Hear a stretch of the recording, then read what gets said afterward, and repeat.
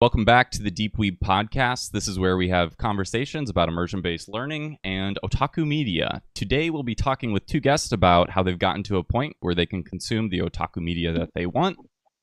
Please welcome back to the show, the disembodied voice of creative Kofi. Welcome back, man. Thank you so much for having me back. I want everybody listening to know that KanjiEater is a very patient human being, and I strongly appreciate him for that. Yes. So glad to be here. So glad to talk these topics, and yeah, excited.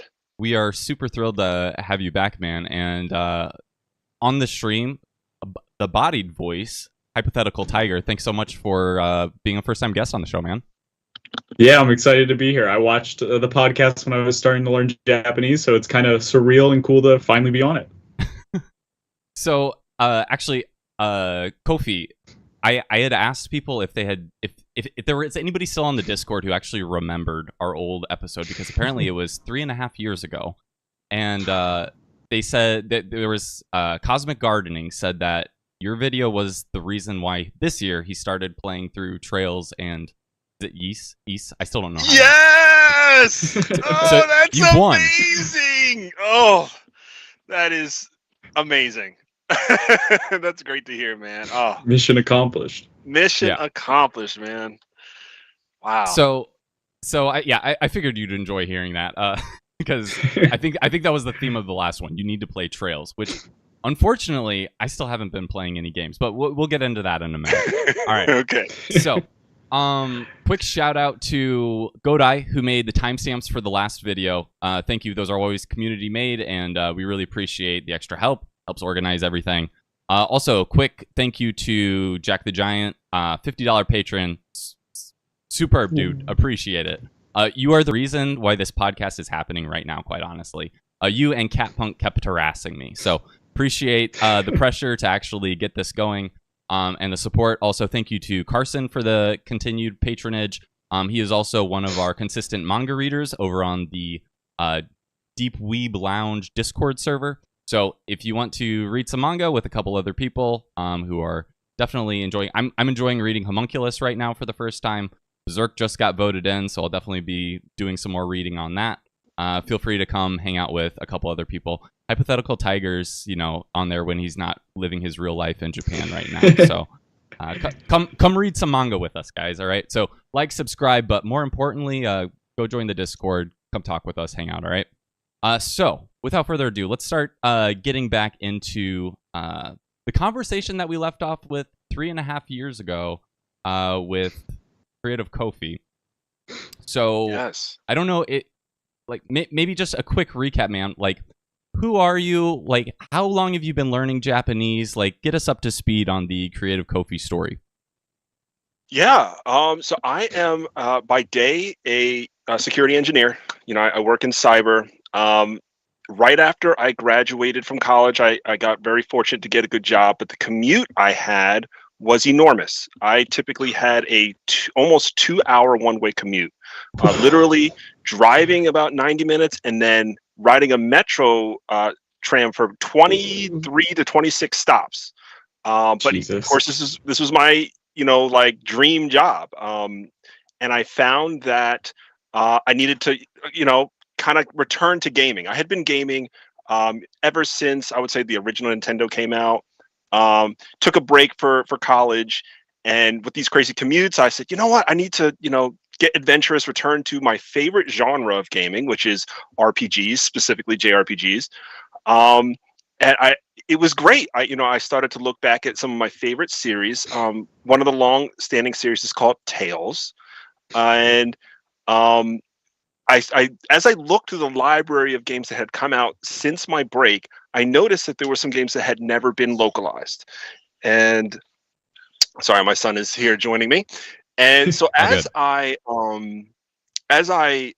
continued to gather the list of games I was really interested in, a new title from a completely different developer called Falcom had released a game called Legend of Heroes, Trails in the Sky.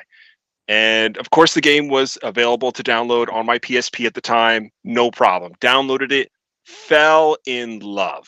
Currently, this game is available on Steam and on it's still available on PSP for all 5 of us who might still own one. But when I finished it, it had a cliffhanger ending, and I said, oh, "What? Like, I have to. Like, I am so excited that this game is able to stretch beyond one title and tell its narrative as long as it wants to tell it." So I looked up the sequel. It's called Legend of Heroes: Trails in the Sky, second chapter, but it wasn't available in English. And I go, fine, that's just like an older Tales game, which I will refer back to, but I'll just wait. But I noticed that when I started to listen to the community, I started getting back into gaming because my commute was so crazy. It's just the only thing that brought me some stress relief. I found out that this is like this ongoing thing where this title might take a long time to localize. So I'm patient. I wait here. I think it was like a whole year. And it rolled over. I will never forget the month. It was April 2013 when there was some article that came out. And the article was talking about how in Japan, this series had gone 4 or 5 titles ahead of time. So not only was this sequel that I wanted so badly to play already released, the sequel to that game, and then twice more removed, was already available. And they were saying that this new 4th title was coming out like the next month. I was like, this is ridiculous. I literally don't know. Maybe it was the commute. Maybe it was something going on at work, but I said, forget it. I am going to learn Japanese right here, right now. And because my commute on the tram I was at least like 2 hours every day on the tram, I would just pull out my phone. I went to the first hiragana, katakana learning app I could find on the Play Store and just started tracing the characters.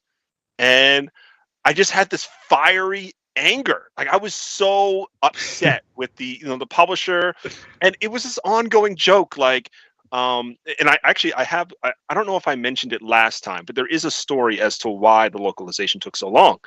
But that really motivated me. I didn't. Okay, great. So I'll cut part of that short. I'll say I did I had many wrong approaches to how I studied Japanese. At the time when I started, I never thought I'd speak to a native or speak to anybody. My sole focus was just reading and understanding, character recognition for kanji or any character.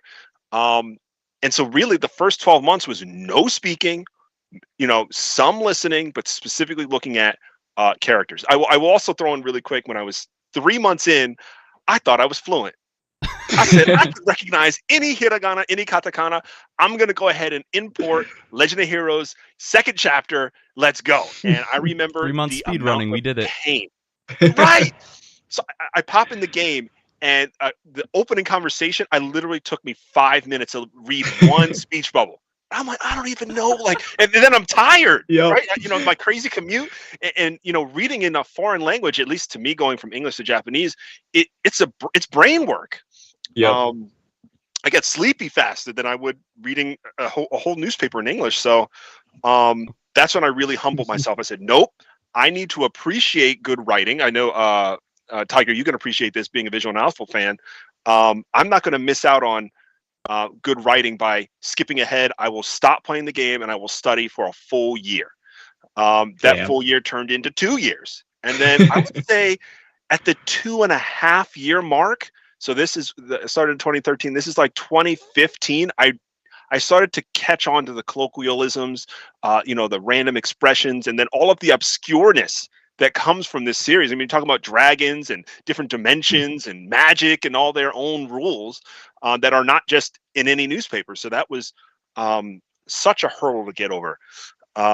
If you wanted to know a little bit, go ahead. Tsukumi here. Like, Tiger is the manga nerd now because he's replaced me as the manga nerd, because now he's read 700 volumes of manga. I'm only at almost 600. Whoa. So he passed me up in less time. I'm the one who decided I was losing at reading manga, so I was like, I'm going to start reading VNs. So now I'm the VN nerd. But anyways, please continue, Kofi. Yeah, no, I have so much I want to learn from both of you, because I just have not read much manga. So that I can't wait for that conversation. Yeah, okay. Like I don't really read it any at all. So you were diving in headfirst into what? Like, you tried starting from gaming, but where did that go from there? So like, what other ways have I used it? So I guess how did you actually start? Like, so you said you spent a lot of time with character recognition, right? And yes. then at some point you got to a point where you could actually play the games, right? Like, what? Correct. Is there something in between there? Like, was it just Yes. playing a bunch of games? Yeah, what was that? So I would say from 2013 to 2015. In the beginning of 2015, I start to get very comfortable playing Trails. Now, some other games have their own uniqueness, like Shin Megami Tensei. I was only playing in Japanese, but I found that now that I was able to get through a Trails game, all of the other imported games that I ever wanted to play needed to be in Japanese. But here, what was really cool, I got onto Twitter. I started to look for Japanese natives that could communicate with me so that I could start to use the language more efficiently. Gotcha. And I don't know, I think I did bring this up on the last podcast. You did bring this part up, yes. Okay, I'll be really quick with it, man. Sure. Yeah, I met a friend who ended up, he's a Japanese native who was learning English. He ended up coming to the States, and we met. And that's what filled in the rest of my passions. To say, listening, speaking, possibly writing, even though I don't handwrite, really needs to be all involved with my evolution from 2015 forward. And so that balanced me out and allowed me to, not just try to speak to other people, but really like branch out to all the individual games that I'd want to try. So, for example, one of my favorite series, Tales, has an unlocalized game still to this day called Tales of Rebirth. Jeez. And they have, I think, 3 games, at least 2, which I have here on my games list. So as I continued to enjoy these games, a really good friend said, "Hey man, why aren't you doing a video game podcast? I think your perspective is unique, and you could, get more people passionate about the same thing you're passionate about." So, I stuck with that. I will answer the question really quickly about the localization challenge, because I do have a very interesting story of what has happened to me since 2020 with localizations. Yeah, but the company had a small team that was led by a gentleman who had some mental health challenges. And in the video gaming space, there is a very famous editor. His name is Jason Schreier. He actually published a very, he's a bigwig. So when he published an article about Xseed, which is the localizing body for Trails games, about how this gentleman had, apparently he had absorbed enough Japanese text to match War and Peace. And as they were translating it, there were some files that were lost, and he got very mentally unwell, thinking about harm and, self-harm and all these things. And it ultimately was what delayed the game. So when I found those things out, a lot of the anger I had over a video game subsided, but it was ultimately why I did it. So to me, it was no regrets, because I was a monolingual, coming into, this part of my life. So I will throw that out there. Yeah. So with I guess the first steps of getting started, was that just you looking up what the word was on your phone, or like how did you do what was that? the toolkit? Yeah. Very, very good question. So I honestly have many times I've looked back for the exact hiragana and katakana application, because words were not a priority for me. I really, at the very first 2 weeks, it was just making sure I can memorize the sound and the writing of hiragana and katakana. When I got I'll say this, when I first popped in that Trails game, right? I was saying that 3 month, I thought it was amazing. And I saw that they were using like kanji characters in combination all the time. I was like, oh man, so one of these symbols has a meaning and in conjunction with another one, and then there's 4 Yoji Yukugo, or something crazy. Yeah. So I said, all right, I gotta find some literature that can instruct me on how to absorb these multiple characters. And of course, that's when James Hasig's book somehow found its way to me, and I started to tell myself stories about those characters.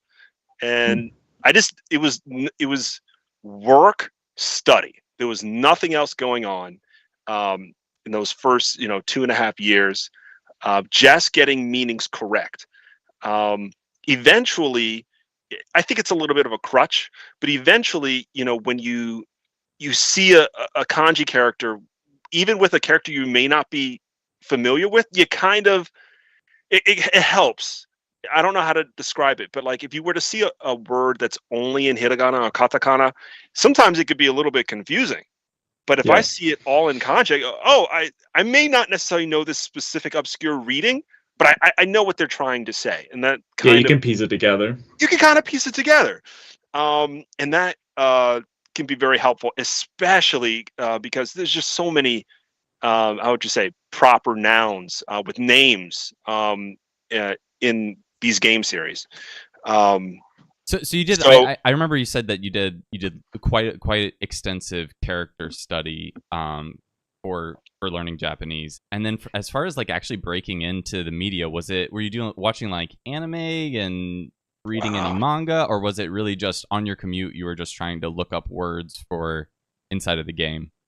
I really watched. So here's the crazy thing. I was crazy into anime. Like, I watched all the Dragon Ball Z's, huge fan of Gundam, obviously. But I never used it to study, really. Really? There's some very good sites I did recommend some friends to. One's called Animelon. It's a free subtitle site that not only does subtitle overlay in Japanese, but when you mouse over the word, it will pause the anime immediately and give you the definition in either furigana or like with English over the word. Which is so it's really powerful stuff. But personally, I did not use that. Manga never used it. I don't know why. My heart. Yeah. So to this day, I don't really watch much anime. I love, like, I've recently resubscribed to some anime, services to catch up, but I don't really watch enough. So as far as actually starting though, like actually diving into immersion, like what was the first game that you actually completed in Japanese? Do you remember? Oh yeah, it was definitely Legend of Heroes: Trails in the Sky, second chapter. So you just brute forced through that one, basically. That's crazy. Yep, brute forced it. And it was tough, but I did a couple of restarts. That 3-month period, I imported it and I struggled. But then I found out the game was getting remastered for PlayStation Vita, and that PlayStation Vita re-release came out in December 2015. So that for me, it was like a nice clean slate. Now I'm 2 point whatever years in, and I knew the characters from the first game, so it was kind of like matching, my memories with that point. Right. I know.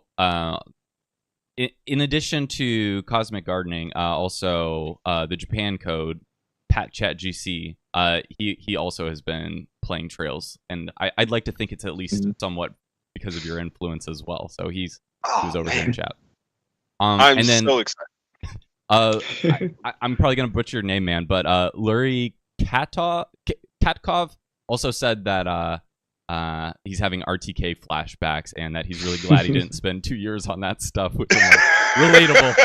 Yeah, that was such a mistake looking back. If I had balanced, especially my listening skills, RTK was a mistake. I completely agree with you. Yes. Yeah. Yep. So what about you, Tiger? I know you said that you did WaniKani. You've said this multiple times. You did WaniKani. Then you did RTK for a bit. Ended up hating RTK. WaniKani as well. Not a good use of time. Like, what do you say?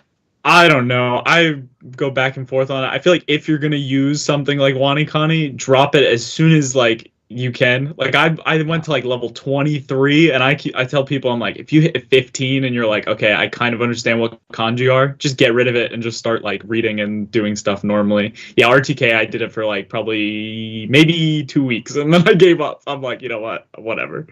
Just because of the people that I've talked to on this podcast at this point, I'm more confident than ever that you can spend very little time actually with the characters out of context recognition, and you can just the faster you can just get into memorizing it in the context of a vocabulary word, the faster you can get to actually reading and immersing, and then just eventually it will stick. I promise. But it's very difficult Yeah. at the beginning to trust that.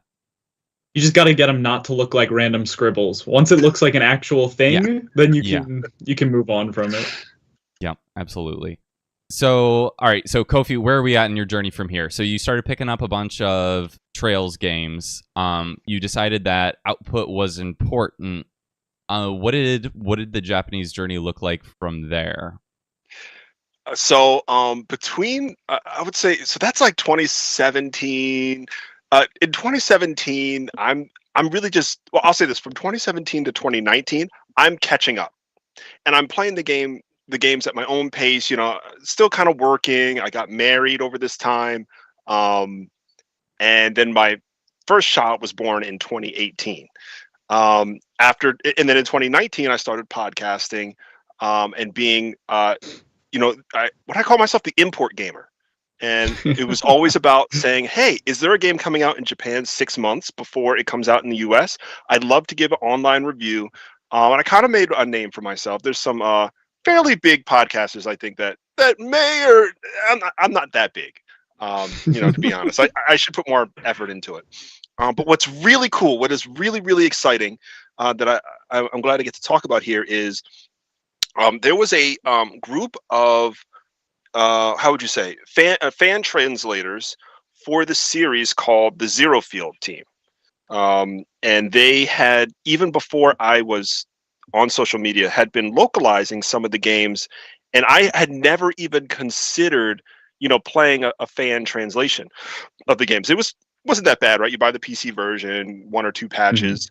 And so in 2020, these games are still coming out in Japan and not getting localized for like 2.5 years.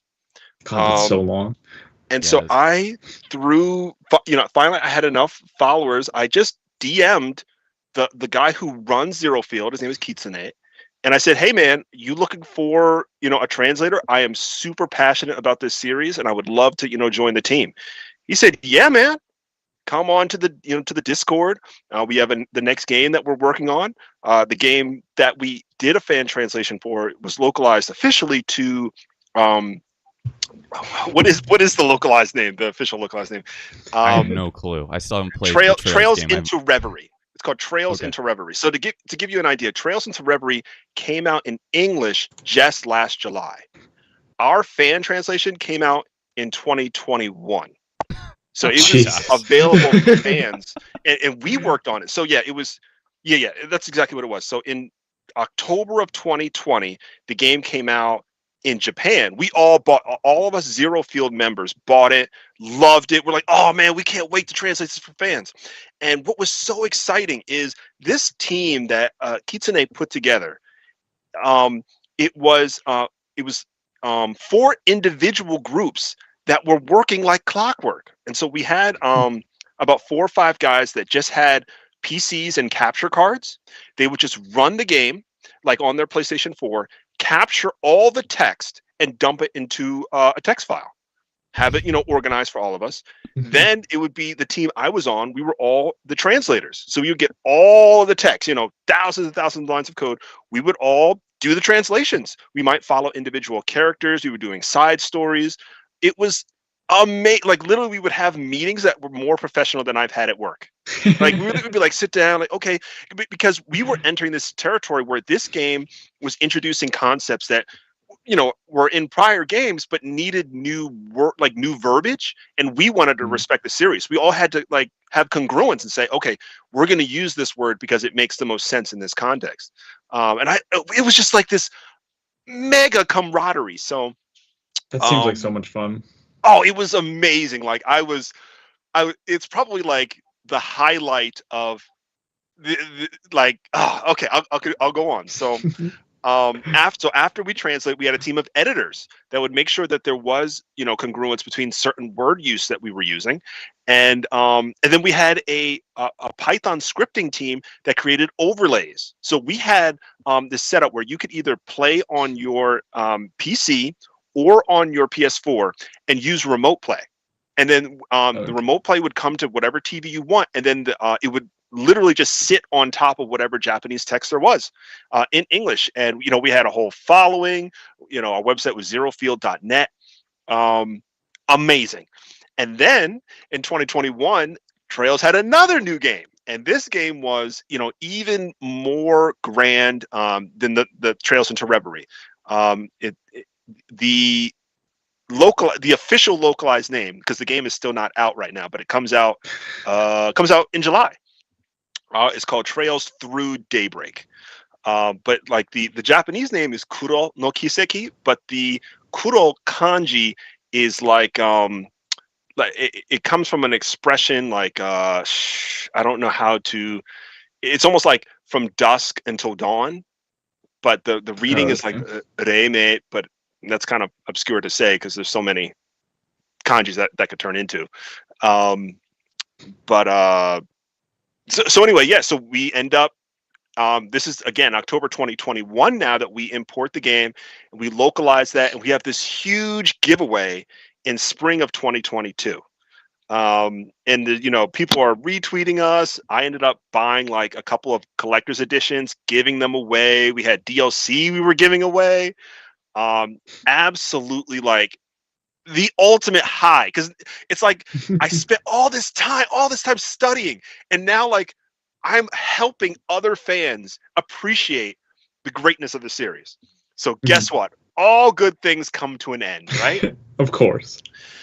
So the official localizing body of the Trail series had transferred from a company called Xseed to Nippon Ichi Software America. They're known for localizing games like Disgaea. They localize lots of things. So after we released Kuro 1, this is fast forward now to 2022, where the next Trails game comes out, and we're all rubbing our hands. We get, and it's like a class reunion every time the game comes out. I'm like, hey, like what's going on, guys? You ready to like? It's so exciting. We literally get like, I think it was a week after release of Kuro 2, we get a cease and desist from Nippon Ichi Software America because our localizations they think are threatening their potential sales of the official localizations. And which is too good. We were pissed.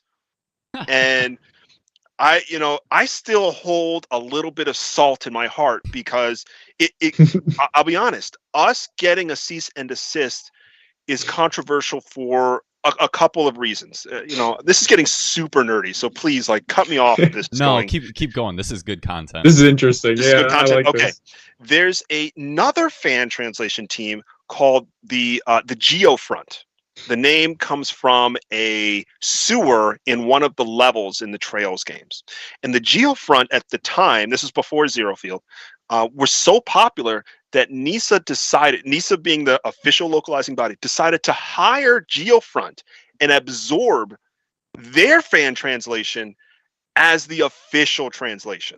That's great. And it was cool. Like I'm not gonna say anything negative about the Geofront because there were some seriously passionate people that contributed to like the overall what officially became the localization for this series. And to give a little context, this series is 13 games as of now. So it's just yeah. What do you call it? Like an event? It's like Avengers, but JRPGs. That's basically what I'm thinking now.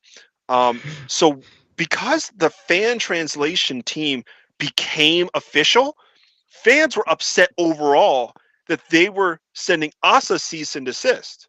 It's like, oh, so you prefer this one team and you absorb them and you're giving them a paycheck now, and you've got fans over here localizing the game years ahead of yours, right? Because Kuro 1 is not even out yet. I should have brought a sheet with a timeline. PowerPoint presentation. Yeah, I should have brought this out. So, okay, so where was I? Oh yeah, so when we I lost my train of thought. I'm sorry. We were on the timeline. They just got absorbed. We're a little salty. Yes. Okay, yeah. So when we when we received the cease and desist, the guy who was leading our project tweeted it out, and that created a whole storm. I could probably go back and pick up the tweets. It was a lot of vitriol. Every time NISA would tweet, there would be subtweets like, oh, like, what are you doing to Zero Field? Zero Field did nothing to you. Like, and it got a little nasty. I'm not gonna lie, it got nasty, and I don't support nastiness because it's just people use the internet to like take things to 115%, and I'm just. Yeah. But I was mad. I was salty, so I kind of sat seething. Many of us did. And the tough thing was they did. Oh, to give more context, the reason why they sent us a cease and desist was not necessarily because of our fan translation. It was because people were taking the scripts, because we had this spreadsheet, right? That was basically an Excel spreadsheet that was shared online. Like you could just go to it.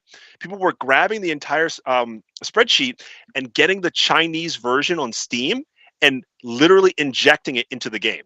Gotcha. And so people were buying the Chinese version with our subtitles. Now we were not making money off of that. That was never our intent. We had a Python scripting team, to do our whole remote play option. So I understand that they could feel threatened by that because the Chinese publisher, they're called Cloud Leopard. That's a whole, I get it. Their investment is separate from NISA. Sure. So that's where that motivation came from. Now we all considered what the lawsuit would entail, but it was too expensive, for us to actually go to court and all that good stuff. It's like, I'm sure you heard about the Nintendo recently had they sent out exactly it's similar situation, right? And they're not gonna. So yeah, for those who don't know, Yuzu was recently got a cease and desist. Yuzu was probably the biggest Switch emulator, and honestly, you could play games like day one or before they're officially released. On a high end gaming machine and have better performance, better graphics, all that sort of thing. I own a Switch. I also own a gaming PC. I was definitely using Yuzu for like whatever I could, because it's just like I was playing Sword and Shield at like 60 FPS and like 1440p, and it's like I can't do that on hardware. So they were creating something that didn't exist elsewhere. But even though it really shouldn't have, like, it's legal to do emulation, Nintendo decided to bully that group into stopping.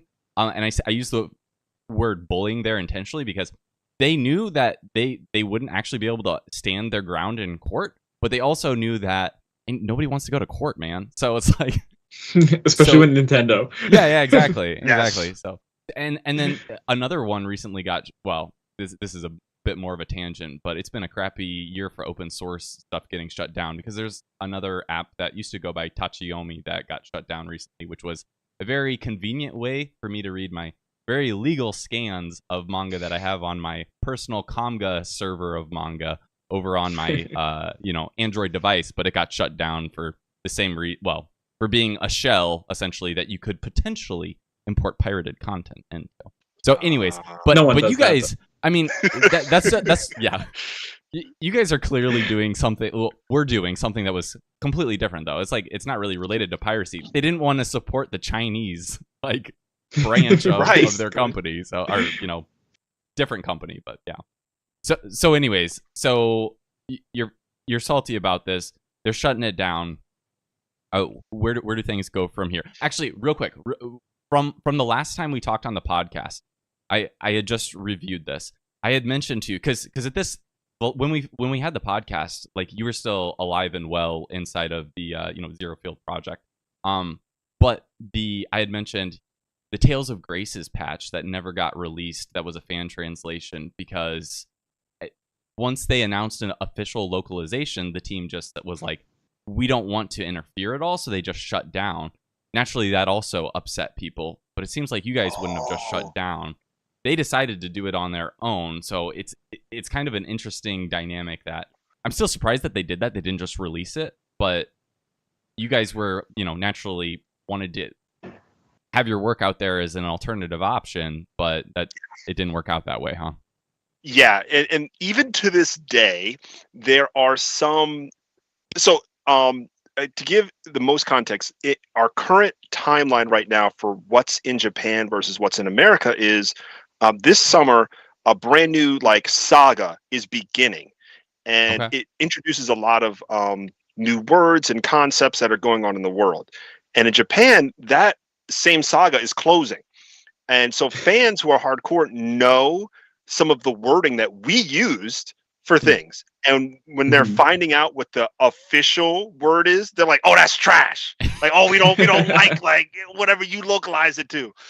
There's a particular female like knight type character who there's a lot of warring right now over her name. Okay. So it's a lot of anytime there's a translation, like it seems like that tends to happen. I know that I used to keep up with I don't know if you remember this, Kofi, but the Absolute Zero Tales of translation patches, where they were actually translating Tales of Innocence for the DS, and the character's name is Ruka, right? And I think they went with Luca instead of Ruka, right? Like, really? Yeah, and people were upset about that because like there's no L in Japanese, and it's like, well, kind of there's no R either, honestly. So it's like you gotta pick one. Yeah. I love Tales of Innocence R, by the way. I think it's a great game. I have not played R. I played through the DS translation back before I did anything in Japanese. Okay, I haven't played the DS version. That's interesting. I feel like, and I'll probably do this with Tales of Heart when I eventually play that, but I don't really want to play the newer Vita versions because they look empty. They look hollow. They look soulless compared to the DS one. That's especially true with the Hearts. Yeah. Oh, I will say this. The only reason why I prefer, even though I haven't played Innocence, the regular, R over that is my favorite character is only in R. Right. And her name is QQ Selezneva, I think is her name. She is a combo beast.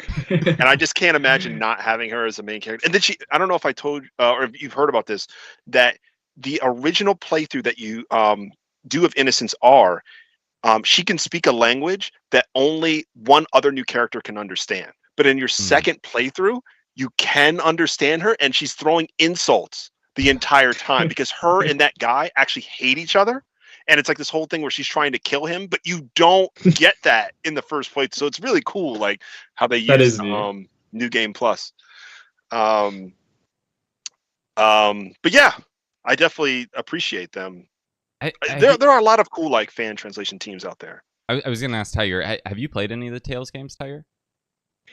No, well, I started Tales of Symphonia before I came to Japan, but I don't have my Wii with me because I was playing it on there through my 100% legal copy, and I don't have it right now. But when I get my Wii back, I definitely want to play it because I enjoyed what I played of it. Famous story. When I get my Wii back, okay, yeah. Yep. That was the game that convinced me to learn Japanese, so I definitely love that one. Wow. Okay, so. I guess next up in the so I think at this point we're past where we were last time we talked, Kofi, that the translation patch you were working on got shut down. So what have you been doing with your Japanese from that point?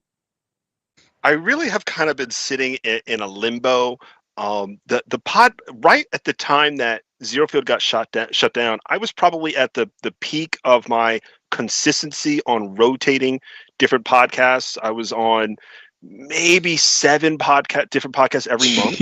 And it was really fun because they always needed some sort of like Japanese fanatics perspective.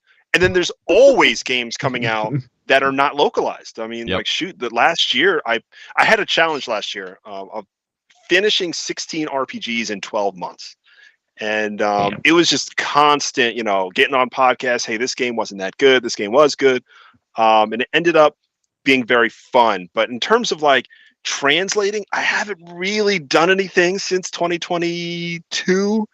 I've seen that there are some other projects out there that I could have joined. For example, Square Enix seems to have this paralysis around Dragon Quest X, which was originally an MMO game that came out on Wii and then was ported to Switch and is also on PC, but they won't localize it. And so there was a fan translation team. I think they finished, and I did consider joining them, but it hasn't come to fruition. And we just stay in contact, us and the Zero Field guys. So What was the name of that? Sorry, I got distracted because Cloudy said this is the Deep Wii podcast now. Sorry. So which game was that, Kofi? This is Dragon Quest X. Okay. Or the so MMO. That was the one. Yeah, originally an MMO, but then they re-released it, right, as a not MMO. Is that right? That's also correct. Yeah. So in 2022, they released a offline version, which is a complete retelling. With new character models. I also finished the offline version, found it wonderful, and it still has no localization date. Like Square Enix is just like, nope, which makes no sense to me.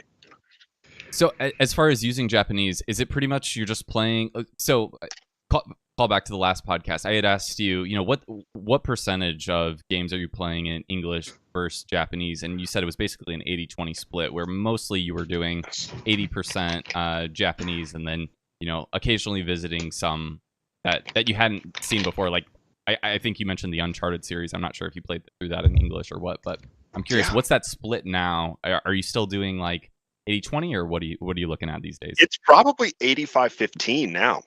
I really don't play much in English. Like I have played a lot of games in the last few months. So like, for example, Horizon, there's a series called Horizon Zero Dawn, Horizon Forbidden West. I play those in English. God of War. I meant to start that one in Japanese, but the PC version of it, you can't buy the Japanese version of it, like the dub of it, unless you live in Japan or something through Steam. And it was a real, and then I couldn't get it through like any like DRM free source, so it was a real pain in the butt. I had to go onto some shady website, pay that shady website $15 for the patch, and then I downloaded that and applied it to my legal normal copy of, I think, the international version, which of course didn't have, the only language it didn't have was Japanese. So yeah, you might have dodged a bullet there by just playing it in English on that one. But yeah, anyways, go ahead. Oh, I was just gonna say I can tell you. So I'm in I run a Facebook group that is for Trails, and we're me and the other mods are always talking about new games coming out. And the first thing I always ask them, I'm like, hey, like, did you already buy the game? They're like, yeah. Why? I'm like, can you tell me if there's Japanese text? Because sometimes there's no explanation, and they get so annoyed. They're like, Kofi, like, it doesn't matter. I'm like, it does. I need it. It matters. It matters a lot. It's so important to me. I do appreciate Steam for like being upfront. Like, there is nothing here for you. Very upfront. Yep. But no, yeah. A lot of, like, I'm trying to think, like, a lot of English or like Western release games I am still playing in English, but I'm just playing overall more games. So if it's Japanese made, it's being played in Japanese. I'm currently in the middle of Final Fantasy VII Rebirth, which is amazing. 10 out of 10 right now for me. I'm about 40 hours in, which is great. And then, of course, the last game I spent a ton in was the new Ys game that came out last October. Is not localized yet. And I did post a review on my Twitter for that. So that was keeping me busy. Yeah, absolutely. It's been great. I'm still lucky to get through like one game a year, I'd say. I think last year I kind of failed at that. I'm finally at a point where I'm playing through Persona 5. So I'm just happy that I finally reached that point with my Japanese, because that was always the game that I was like, I literally told somebody this when I was like 4 years ago living in Japan. I was like, when I can play through that game and it not feel like a foreign language, I'll have known that I made it. Of course, now I'm like, oh no, I'm still terrible. But I understand that game really well. So it's like, a sliding scale of a I don't know, self-worth there, but it's come along. What about you, Tiger? What are you playing these days? Right now, Persona 3 Reload, very slowly because I haven't had time recently. How is the remake for that? So I never played the original Persona 3 or the FES version. I only played Portable when it was released earlier this year on PlayStation. Well, last year now, on PlayStation. So I played through that, and just seeing the characters like move around and having real cutscenes and like seeing that they're not just like, it's not just a visual novel. It just changes like the whole experience of the game. So I'm really enjoying it. I like Persona 3 a lot at first, but now I really like Persona 3 because it's like, okay, the characters like real and not just a picture. So it's nice. I'm enjoying it a lot. So when I played through it, I played through like the English version way back when, the PSP version, because I also I was a big PSP fan, so I played through a lot of like RPGs in English on my PSP at school, like that sort of thing. And what I remember from it specifically is I was like, I should have used a guide for this because there's so many characters that I just don't know how their stories ended because like you have to make all those relationships and social links and all that sort of thing, and I completely ignored that. So anyways, when I played Persona 4, it was like the exact opposite. I like maxed out everything, and that's what I'm doing in Persona 5 too. So it's fun. What about you, Kofi? Have you played any of the Persona series in Japanese? So I played only 5 and 5 Royal. 4 I played before I studied Japanese. 4 Golden on Vita. And I somehow I missed playing 3. I never played Fez or Portable. 3's good. I want to play Reload eventually. That's going to be a highlight. And then to just take a quick step back, Shin Megami Tensei Nocturne I picked up 2 years ago on the remake on PS5. Remaster. I'll say remaster. That game, I hated it. I'm not gonna lie. I hated it for about 30 hours, and then I loved it. And I agree.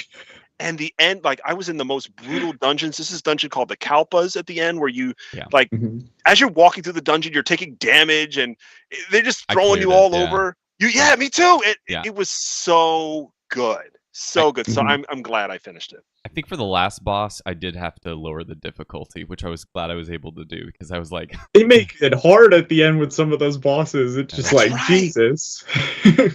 I was trying to get the perfect demon ending or whatever, and then I was just like, no, I can't. I can't spend any more time on this game. I will say the environment on that game is like the mood, the atmosphere of that game is still like probably one of my all-time favorites, and it's really good. Absolutely. So we've all cleared Nocturne in Japanese then? Yeah. What a fun coincidence. That was the first big game I played in Japanese, and it was at first I had no idea. Even by the end, I was like, I still don't know what half of these characters are talking about. That game is a little interesting. Abstract. Yeah. I don't know that that's a language problem necessarily. That one's kind of out there. So I guess these days, Kofi, like, what's your toolkit look like for Japanese when you're playing through stuff? Like, are you still like looking up words online when you don't know it?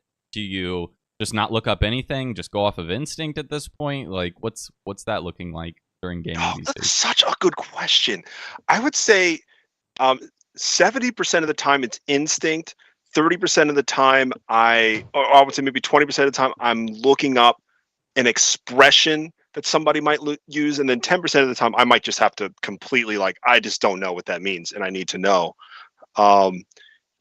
Typically, my biggest struggle is what you call ancient kanji being used to describe some bygone era. Like as soon as I get to a textbook in a new RPG I just started, I go, oh boy, here we go. We're going to see 16 characters about some whale that used to fly through the sky, and they use all these eccentric expressions. I don't even know what are these crazy, and then I don't know the readings, and it makes me frustrated.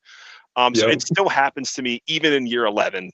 So when you run into that, do you just look it up in a dictionary app on your phone, or what's that look like? I do. I look it up in a Android app called Kanji Study.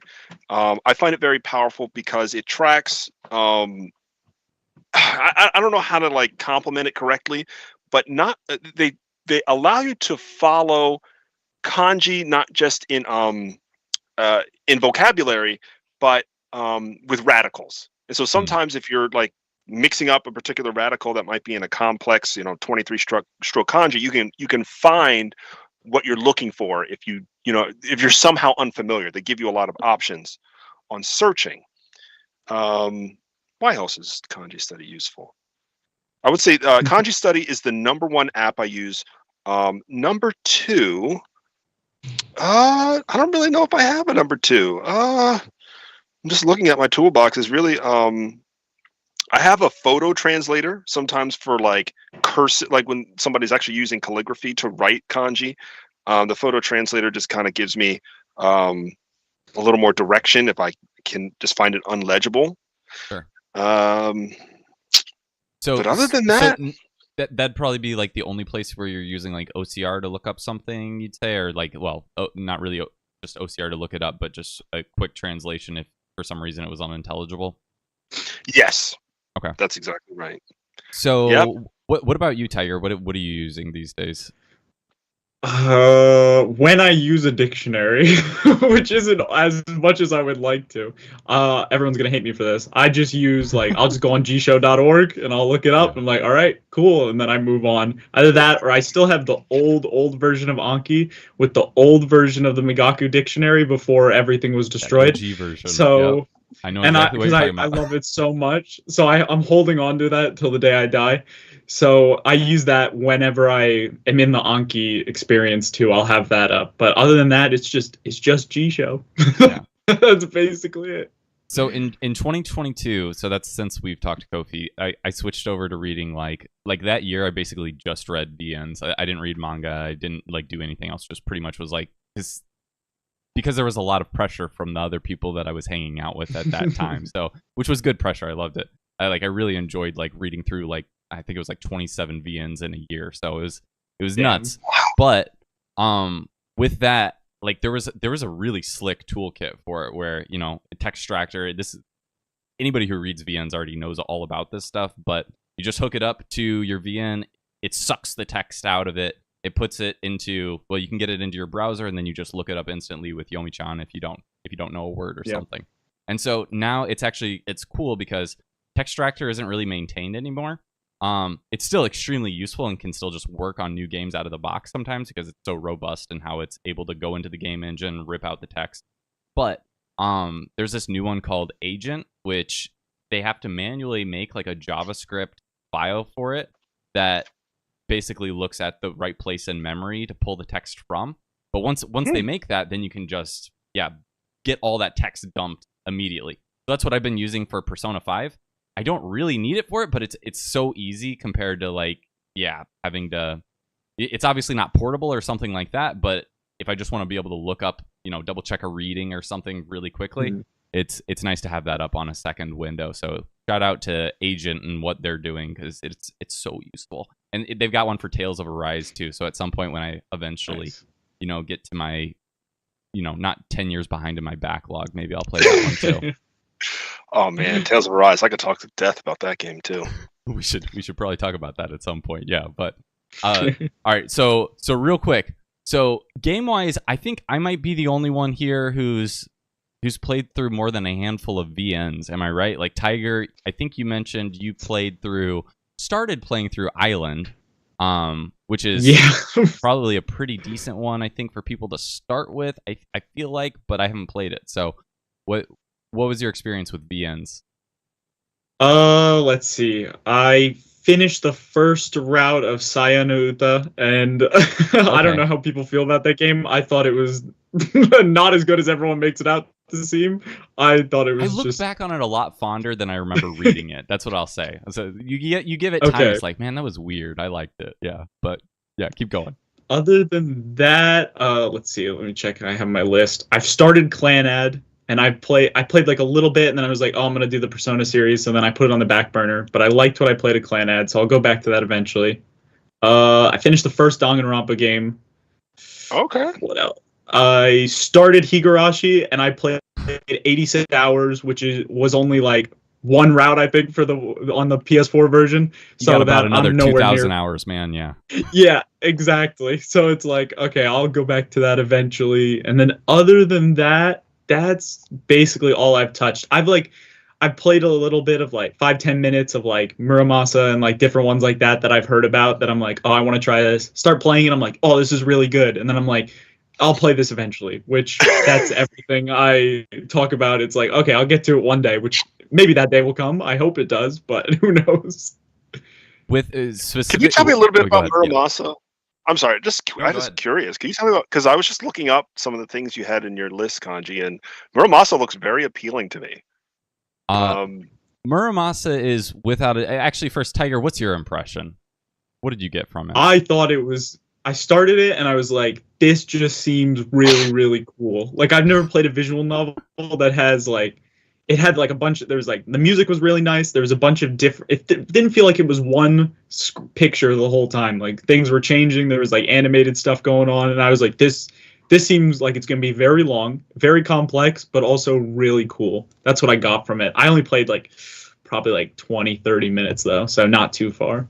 It's, yeah, so Cosmic Gardening just posted, it's very famous for being hard. And even I saw it introduced on some Japanese visual novel channel, and they were like, hey, like, the language might be off-putting to you. Like, they were saying this in Japanese. Like, it might be off-putting to you that this is so difficult for us, but anybody can basically read this and understand what's going on, because it is just like a typical Chuny plot, but it's the perfect Chuny plot, is what I would say. It's Wow. as far as like any game that I've played, especially like visual novel, it's definitely my favorite visual novel. That's for sure.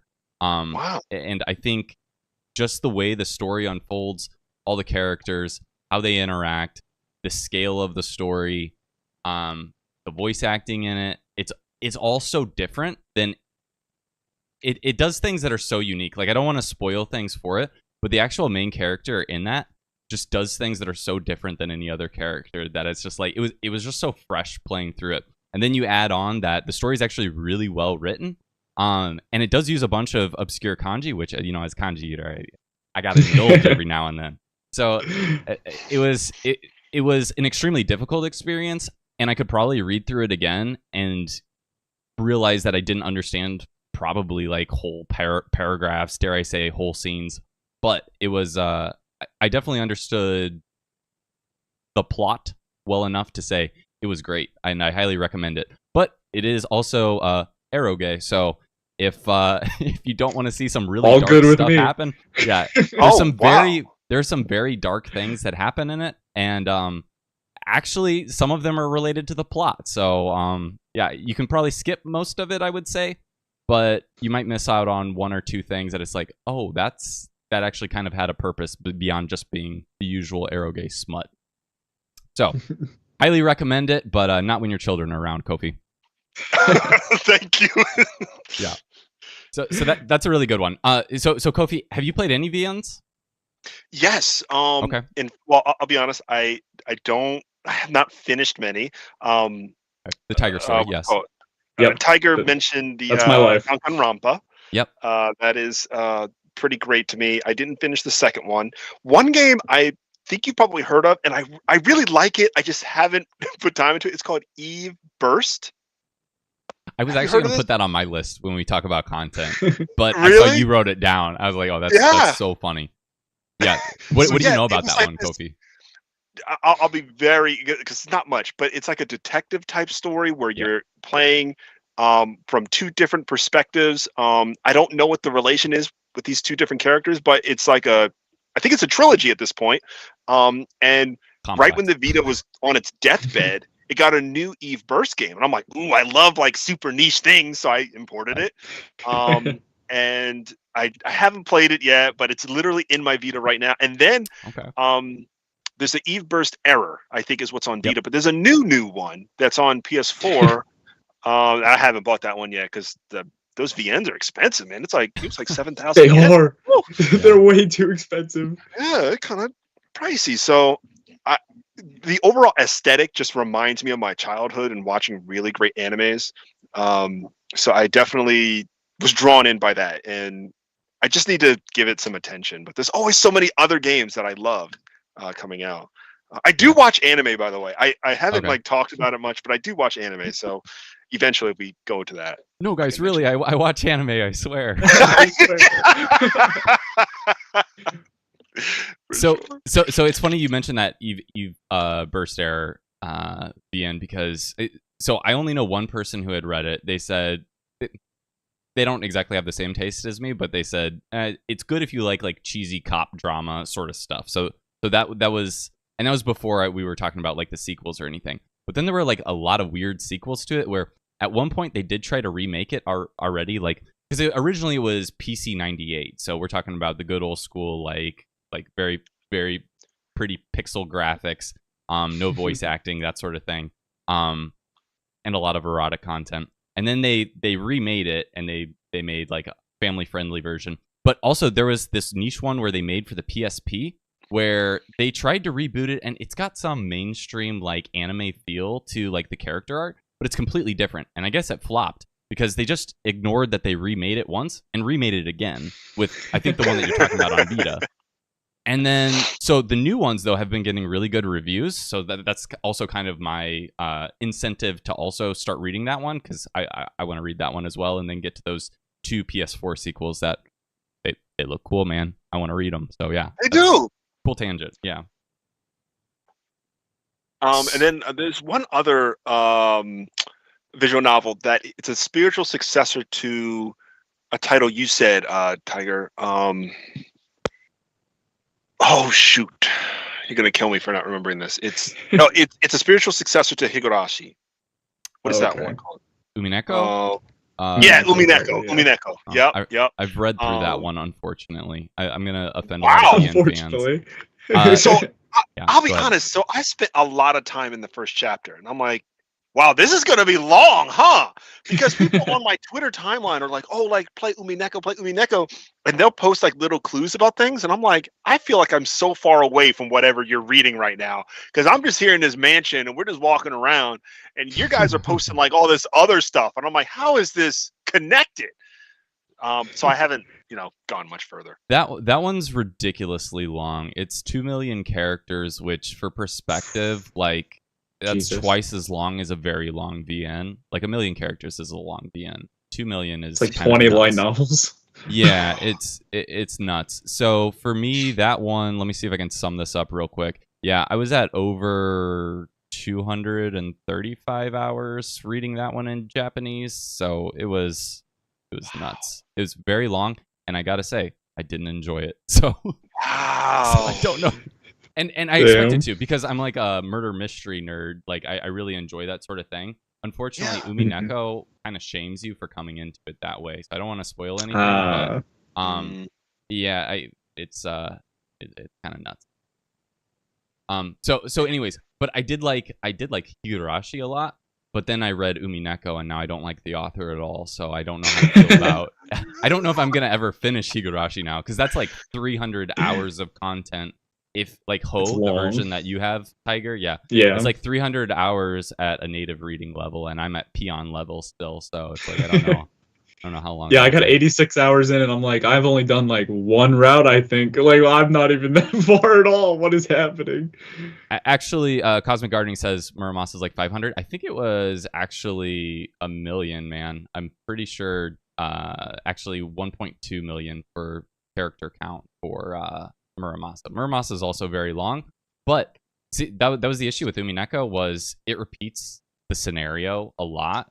And that's a common thing that happens in VNs, where it kind of gets repetitive. And that was my issue with it, is there are 8 chapters of it. Hope you like that story, because you're about to hear it kind of 8 times. Like, don't want to spoil anything, but it's going to get really repetitive. Whereas something like Muramasa or anything by Type Moon, so like the Fate, Tsukihime stuff, those tend to actually have completely different stories for whatever character arc that you're going down, basically. So I really enjoy it. Cosmic Gardening, you might be looking at word count instead of character count. So that's, yeah. Oh, and Jack's on top of it. Okay. So yeah, VNs, I'm a big fan. We can talk about some content recommendations here pretty soon. Real quick, Kofi, before we switch over to some of Tiger's story, I want to ask you one more question. If fan translations from here, are there any that you would want to do? Like, if you could do a fan translation of anything, are there any that kind of still stick out as you as like hidden gems that still haven't been translated that would be good to get out there for the English-only peasants among us? The number one I'll double down on is Dragon Quest X Offline. I think the storytelling was really well done. It's got a lot of the classic things that turn-based RPG fans love, and Square Enix has been silent. I'm always looking for games that, like, for sure it's not going to get localized in the next 2 years. So yeah, Dragon Quest X. What's another good one? There were some that I was excited about, and then they did get officially translated, so I don't have to bark about them. Trying to think, is there any other ones that I think they're at the top of my list. There's going to be some game that's going to come to me after a couple of minutes. When it does, post it, all right, and I'll share it back here. Okay. Sounds good. All right. So we've been talking to Kofi a lot. It was great catching up. Now, let's do the same thing here for Tiger. We've got a handful of questions for him as well. So Tiger, you've already had you've done an excellent job of logging what your journey is up until this point, right? Through normal videos, regular videos of how you went about learning through immersion, some of the struggles along that path, had me tearing up at one point in the middle of it, and then now you've made it, and now they're tears of joy because now you're in Japan. So give us a brief recap of what the Tiger story's been up to date. All right. So I originally started learning in 2018, but I count it, but I don't really count it because I started and I did what everyone did. I'm like reading Reddit threads about, okay, well, you got to write down your hiragana and katakana every day and then start learning how to conjugate all of the verbs. And I'm like, oh, okay. So I started doing that, watched some grammar videos, stuff like that. But I think by the time I started in like January 2018, but by the time we hit 2019, I wasn't doing like any active study at all or trying to do anything. And then about halfway through 2019, I started studying again, but it was just kind of like super hands-off again, not fully knowing what to do. I got a WaniKani subscription, so I used that a bit. I was learning, doing that pretty consistently. I'd say the WaniKani portion of my studying before I got into immersion was the most like consistent. I was doing something real that actually helped me. Got a little bit into that, and then by mid 2019 again, I was done. Because that was when I was graduating high school, so I was like focusing more on like hanging out with my friends, and I just didn't really, because I wasn't getting that much better at Japanese. I started not caring because I was like, well, I mean, like whatever, I'll just go have fun with my friends. Got a girlfriend too, so I'm like, well, screw Japanese, like we got real life to live. So I did that, and then I kind of from mid 2019. Didn't really touch anything until mid 2020 during the pandemic, where I fell. I was on YouTube and I came across Matt vs. Japan's channel, and I watched the WaniKani versus RTK video because I knew I saw that back when I was doing WaniKani, and I saw the thumbnail and I'm like this.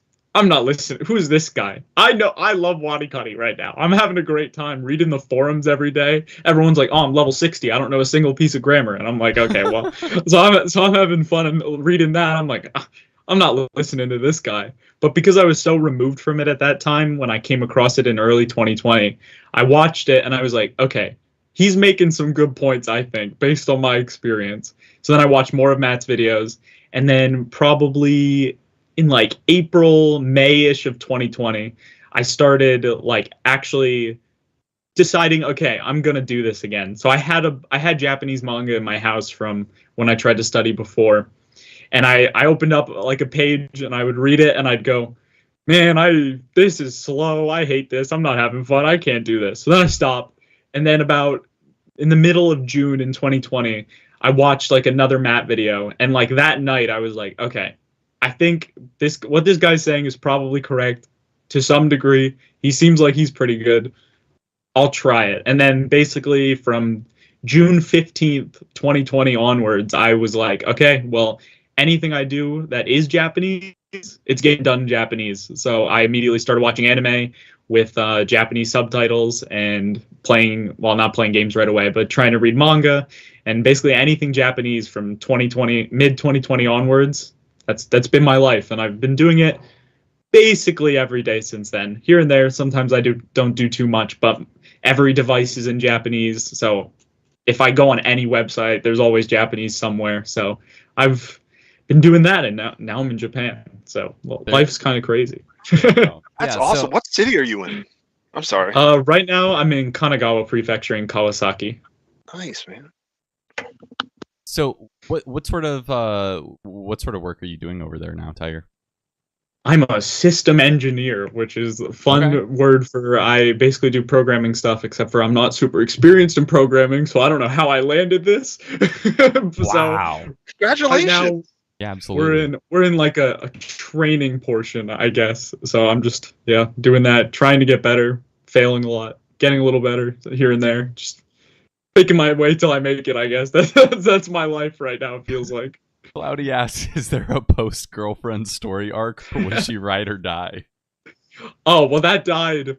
That died like 3 months after it started. So Okay. we got past that quick, and then from there things happen. So, can you remember still like what it was like to actually start learning Japanese now that it's that far back? Like, what was the initial hurdle there? Do you think? Yeah, I think when I first started, especially back in 2018, once I learned hiragana and katakana, it was just like I remember taking like I think it took me I spent a month on hiragana, which is way too long and absolutely useless. It's like I don't know why anyone would take a month on that. So I took like a month, and then after that I'm like, okay, I gotta learn katakana now. And then learning katakana was so slow, but I did it in 2 weeks. I was like, oh, I'm going fast. Like I was proud of myself. And then just I would try to read like on like anything online that I saw with Japanese, like try like some of those graded readers and stuff. I would start reading it, and I was like, this is exactly what Kofi said earlier. It's like you read something, and then within like 3 minutes, you're like, oh, I'm tired. Like I don't know what I'm doing. So I try that, and I just like nothing made sense. Like even if I like found some words, I was like, well, I don't know this grammar. I don't know this grammar. I don't know this conjugation. I know taberu. So if they're eating, I can figure that out, and that's about it. But it was a lot of like coming across new things that like maybe I knew one form of it, like for example, like nani shiteru no. I'd understand that maybe once I got to a certain level, but as soon as it becomes nani shiten no, I'm like, what's this 10? Where's what? Where's do? Like what are we doing here? So it was like a bunch of that, and just like struggling a lot. I would watch Japanese Alma with Misa YouTube videos for like grammar stuff, and when I started doing that, I started getting a little better, but I was writing a bunch of notes and stuff, which I still think is useless.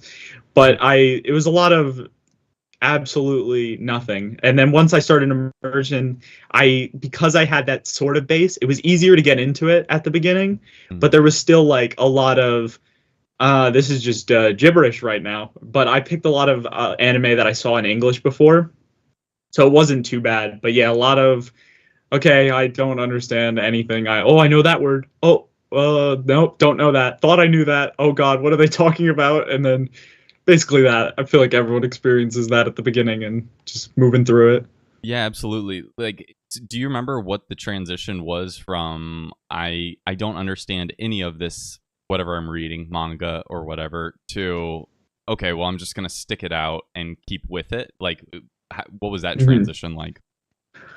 So the first manga that I read fully in Japanese was Aku no Hana. And nice. About at the beginning of it, I didn't understand. I was looking up basically everything. It was just like word comes up, don't know the word. Okay, I'll make a card out of it. I didn't make cards out of every word, but I was like, okay, we're at least going to look it up. So I would look up everything. And I'd say by the end of that series, I felt like, okay, I still know nothing, but I'm understanding like the basics of what the story's about. And it's like, okay, I can start to enjoy this. And then from there, it was basically every series that I read from that point onwards, it would just start to click more and more. And every time I'd get to like the newest volume of a series or finish the series, with everyone that I would finish, it'd be like, okay, I definitely understood a little more. A lot of parts I did not understand, but overall, it felt like a very consistent, okay, I'm getting more of a hang with the story, And I kind of just like focused on that, like how much of the story and what's going on can I actually understand, rather than like how many sentences, how many words do I know or anything at that certain point. I think, yeah, I actually really like, it was somebody I haven't heard from in a long time. Otaku was his YouTube channel. Oh, okay. You remember Yep. that guy? Yeah. Yeah, I watched his videos. I remember him using the phrase that it's like reading through a cloud, and that always really kind of resonated with me. It was like, okay, you're going to get like this little bit at the beginning, this little bit, but a lot of this is going to be cloudy. Luckily with manga, there's some pictures, so you at least can tell somewhat what's going on. but making that transition there is pretty difficult. I've been talking with a lot of Japanese people on Hello Talk recently, and you try to encourage them to actually try to read something or like do something outside. Like, no, I mean, I can't watch a I can't watch a English drama at this point. I don't know the language, and it's like, oh man. It's weird having flashbacks to how we all felt that too, and it's eventually you just got to get through it. Right? Yeah, I'm just like, just put on English subtitles, and they're like, I can't put on the English subtitles. I won't understand it. I'm like, yeah, but like if you do that and you do it a lot and you look up stuff, you're gonna understand eventually. I promise you, please, and it'll work. Okay, so this is quite a tangent, but Impossible. Okay. Chicken asks, have you ever played Impossible Creatures, Tiger? No, I have no idea even what that is. Okay, so this is a KanjiEater exclusive. This game is not in Japanese. This is completely off-brand for the podcast. Okay. But the greatest game of all time is called Impossible Creatures. Once you get a chance, look it up. Chicken plays it with me sometimes, and it is a blast. Anyways, back to the main story. Chicken, no more tangents, please. Okay, so do you have any reflection specifically on that character learning process? So, Wanikani, you were still kind of on that arc. I know at one point in one of your videos you said you managed to scam your parents into a lifetime subscription. Like, where are you at as far as, like, for anybody new? Because we have a couple people that drop into the Deep Weeb Lounge Discord server and they're like, I don't know how to start, right?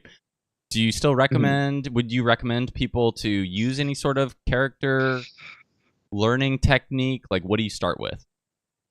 I think it's kind of hard because I wouldn't follow what I did. But I think if something like Wanikani or like the different, I know there's a bunch of, I've never used them, but like apps on the App Store and Google Play Store and stuff where it's like they teach you a character and then maybe some vocab words or anything. If you want to learn things out of context, overall, it's definitely not the best and most most quick way to do it.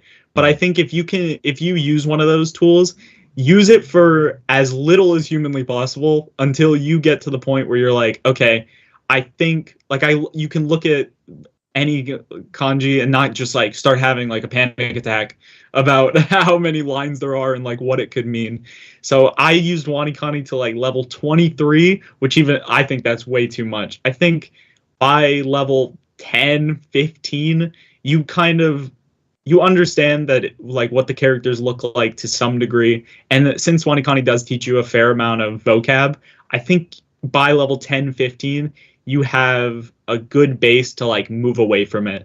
Basically just try and like brute force kanji at the beginning in your head. Like even if it's not even understanding like any meanings of them, honestly, just make it look like a real symbol rather than just like hieroglyphics on the screen and then you're freaking out.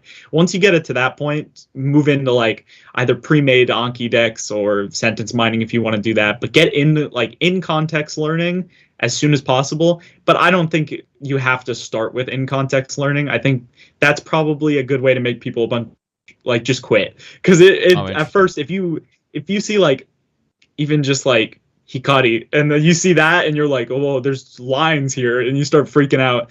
It's going to be a bit of time before you can get used to it if it's all in context, because you add more and more on top of it. So yeah, I think if you want to learn outside of like out of context stuff, do it, but do it as little as possible, because I think I did it too long. I'm glad I did it to some degree because it did make the transition a lot easier, but I think you should steer away from it if you can. But it is definitely easier than in context learning at first, so it's a good crutch at the beginning, I think. Yeah, that's interesting. That's actually what Hamslice said this way earlier in chat, that that was his experience with RTK. He's like, I don't know that I would recommend it now, but he also did it and he managed to turn out all right. I think in general these days, I like, because I've talked to like Doth, Jazzy, I'm sure there are a couple other people that they didn't do that, or at least like I would say you might be able to do it on the side, but I still think you can probably, like, if you are the type of person that can just power through like the pain, then you should power through. Then you should just power through. If if you know it's the difference between you burning out and giving up on it completely, yeah, I mean, sure, like go ahead. But I think I'm No, always definitely. really hesitant to recommend people to do anything besides just like dive in as soon as possible, because it will get fun, even though at first It it's does, like, yeah. I don't know what's going on here in Aku no Hana. Why are there flowers everywhere? You will never understand that. You don't. I think this might offend some people if they ever heard this, but if you find yourself, if you're wanting to start learn Japanese and you relate to a lot of what people say on r/learn Japanese, start out of context, okay? Because maybe it will be way too hard to just jump straight into in context, and that there's nothing wrong with that. I don't like, everyone's different, and I definitely think that if I jumped straight into in context like Doth and all them, I think I probably would have like fully burned out and not got as far as I did. So if you relate to that subreddit maybe a little too much, I think probably just start out of context, but definitely move in context as soon as you can, because that is 100% the best way to do it, I think. So speaking of r/learn Japanese, have you received any bad advice on your language learning journey in particular? Like, is there anything that stands out to you that it's like, man, why do people still say to do this thing? I think as I've learned more, understood more, and been able to speak to an A level. I don't even want to say it's an okay level. You've made a 30-minute video of you speaking in Japanese. You managed to get a job in Japanese. You're at least coherent in what you're saying. So yeah, keep going. Yeah, that's for sure. I'm coherent. That's a good word for it. I think definitely everyone on like line that's like, oh, immersion learners say don't learn grammar, don't look things up, don't listen to those people. Those people haven't looked at a word of Japanese in their entire life. But I think yes, learning grammar and all that is important. Don't learn how to do like conjugations. I think it's even now, like at first I thought it was important because I would watch a YouTube video like Japanese Alma with Misa, and she'd be teaching the conjugations. It's like, okay, taberu, taberareru, and I'd be writing it down. I'm like, okay.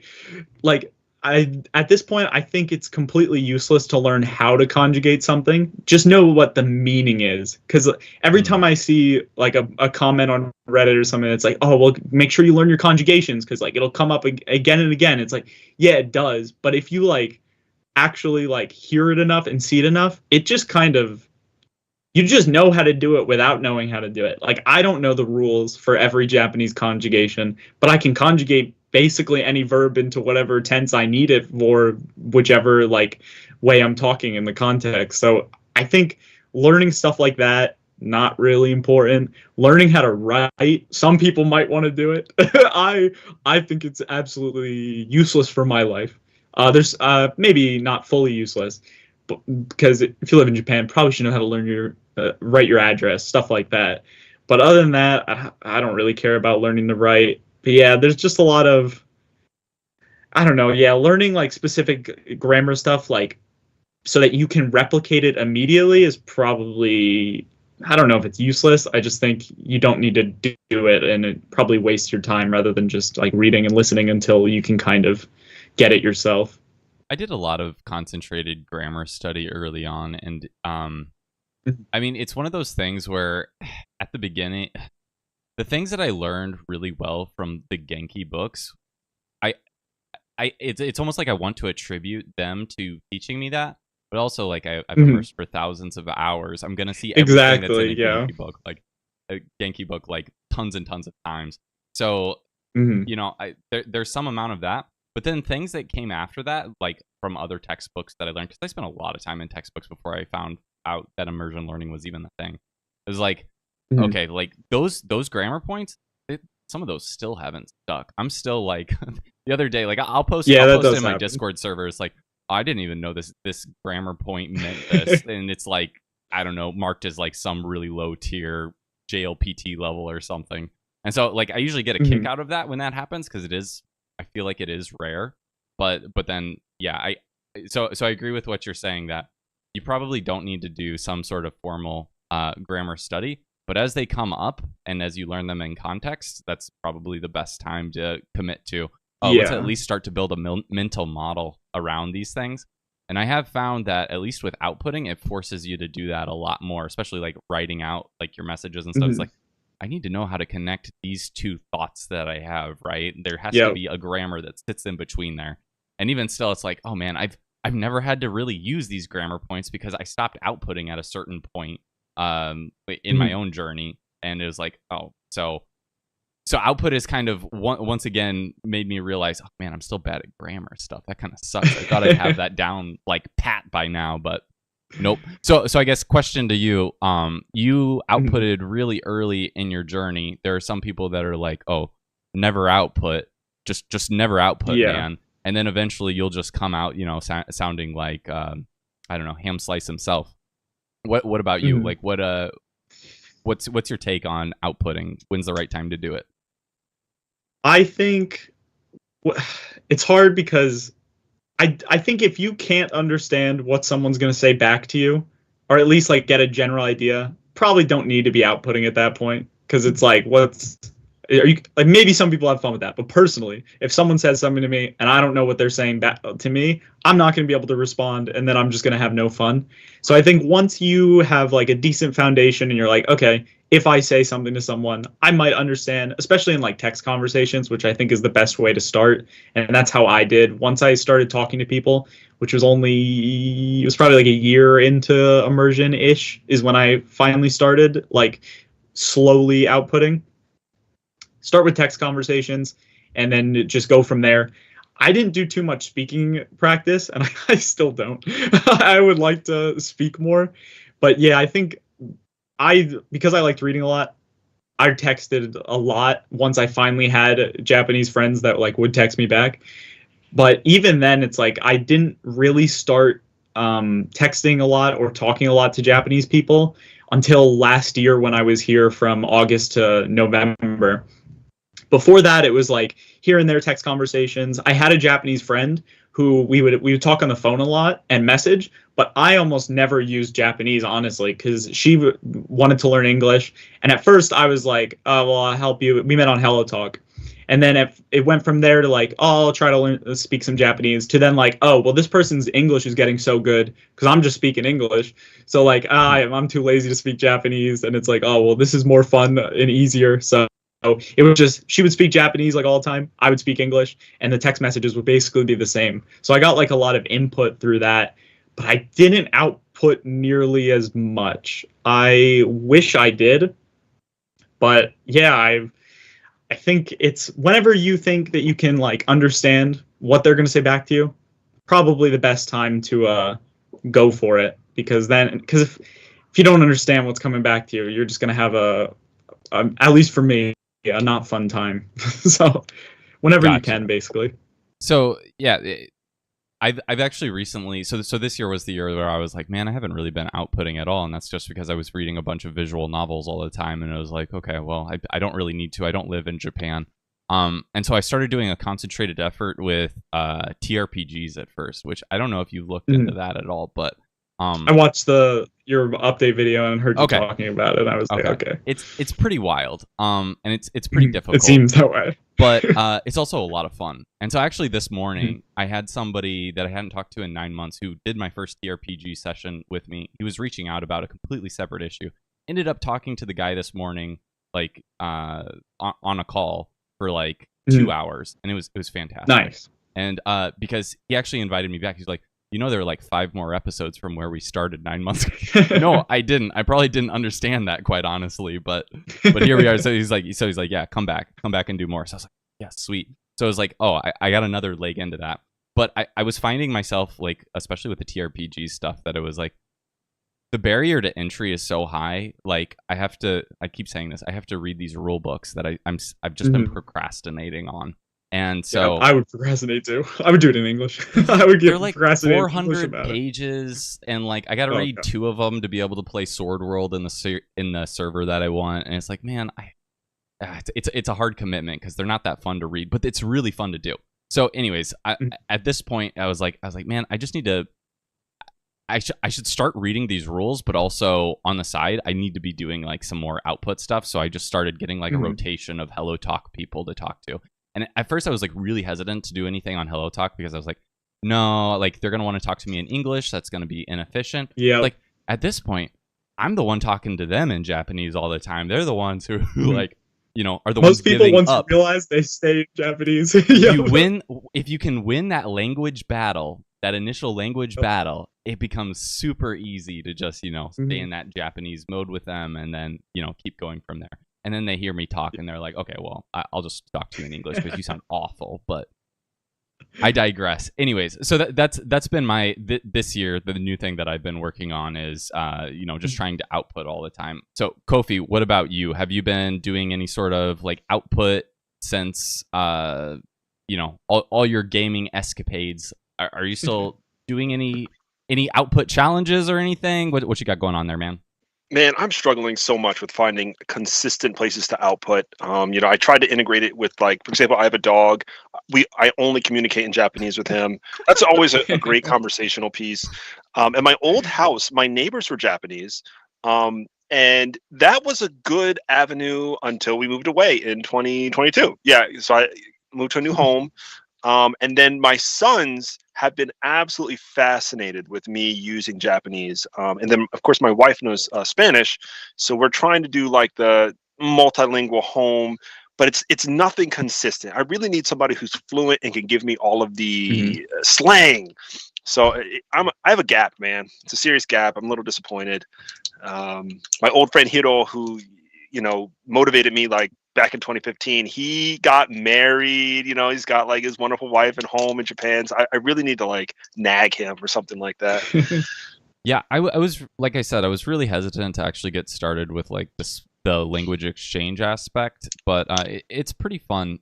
Even when I have to speak in English, you know, like I'm doing right now, I shouldn't really feel guilty about it, right? So, I definitely recommend if you want to just start something like that, it's easy and, you know, low barrier to entry, I'd say, Kofi.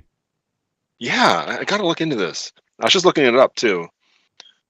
The Japan code. Sorry, Japan code. I'm still not used to the new username. It'll sink in eventually. The Japan code says his issue with Hello Talk is always, I don't know what to actually talk about. Which some people are also so boring. Oh my god, they'll send you like a wave emoji, and then you'll be like, "Hey," and then they'll be like, "Hi." I just don't respond to those. Yeah, but what you have to do, Pat Chat GC, is you have to just have a topics list, right? That was something Seven Stop mentioned. Is like he just has this running list of things that at any point, like I can just start a new conversation with somebody else with these, you know, 20 different things, and it's a good technique. So, go ahead. I'm sorry to interrupt. I saw a post about people using AI to have a chat with chatbot 4.0. I actually tried it. Okay.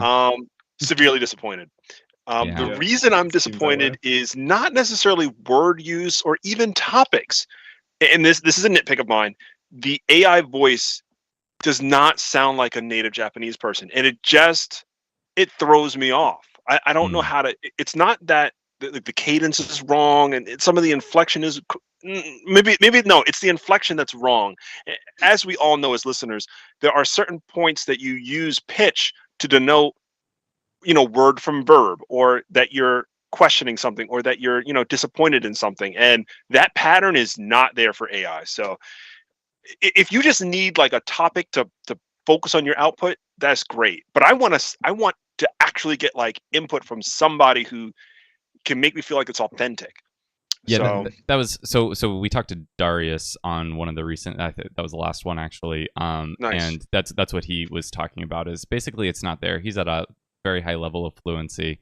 And he actually also mentioned that, especially with the pitch stuff, a lot of the things that he had been assigning to like passion or some sort of emphasis was actually just pitch the whole time, and he just couldn't recognize where it was at in a word or something like that. So just a lot of interesting insights in that last episode, because pitch is still painful probably for all of us.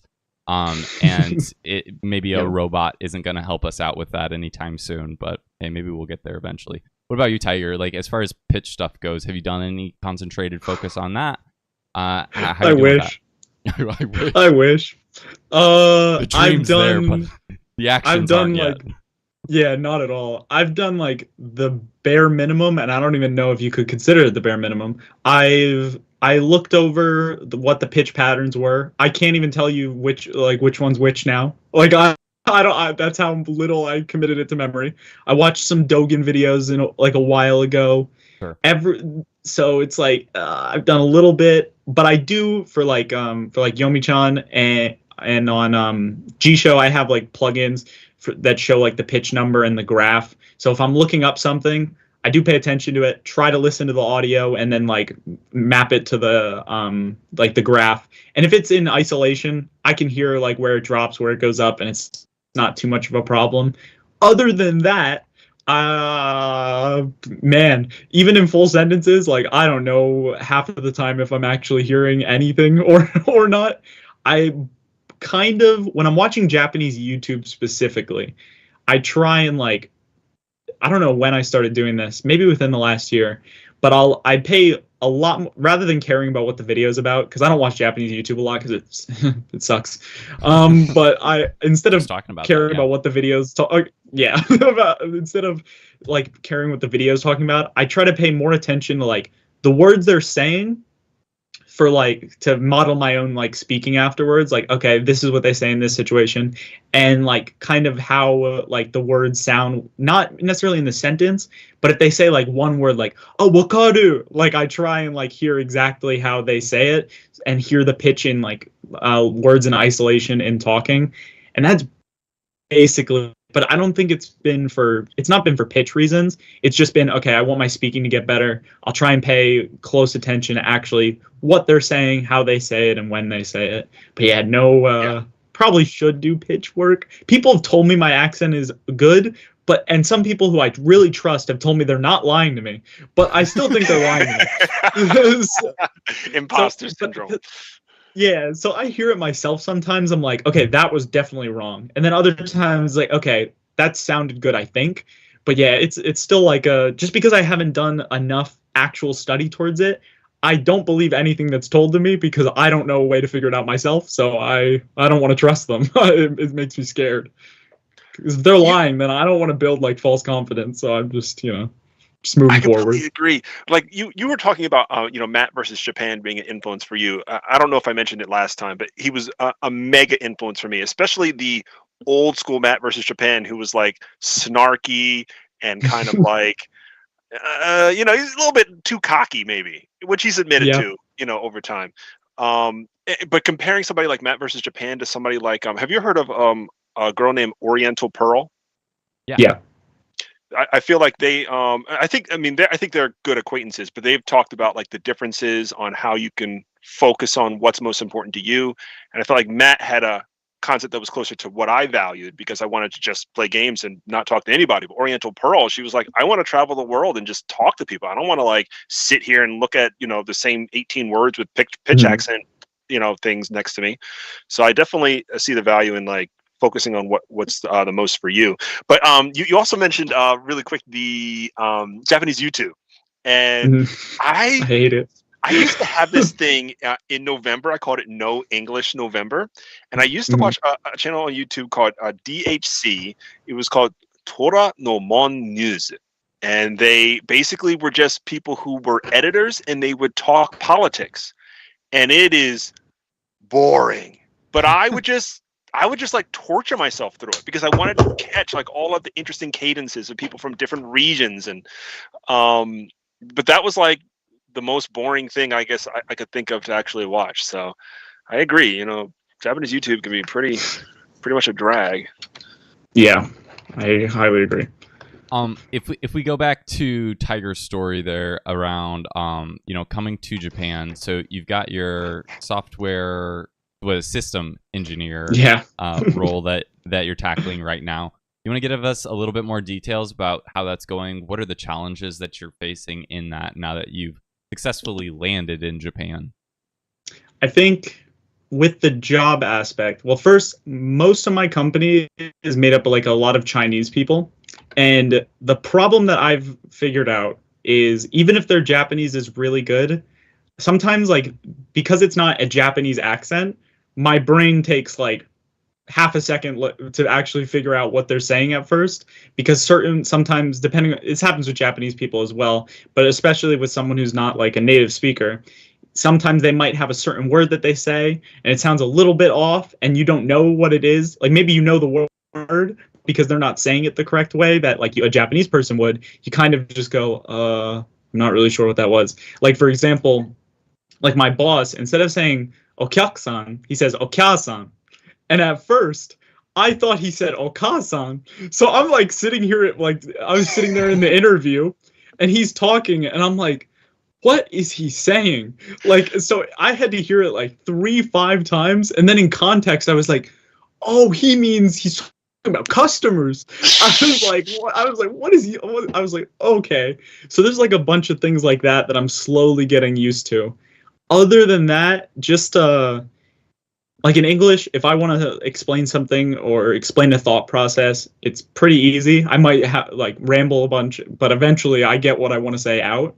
But in Japanese, it's like if I don't immediately know how I want to describe something, I sometimes have difficulty like actually getting it out without like being like like every 2 seconds and sounding like an idiot.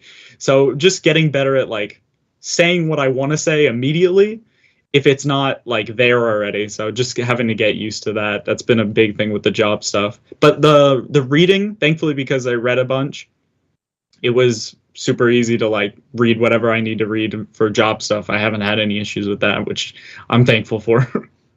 Yeah, for sure.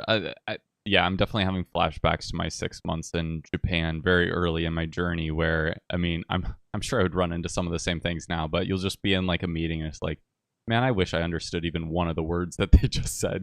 Like, just completely over your head of whatever the topic was. You probably were in it for like the first paragraph or so, but now they've gone down 12 different tangents, and it's like it can just be really easy to get lost once you're. And as soon as you're lost, it's hard to find your way back. It can be very difficult to find your way back. Absolutely, yeah. Mm-hmm. So, I know Kofi is kind of on a time crunch this evening, as listeners may have heard his one of his sons visit at least at one point. So I want to be respectful of time. I also still want to talk as much as we can.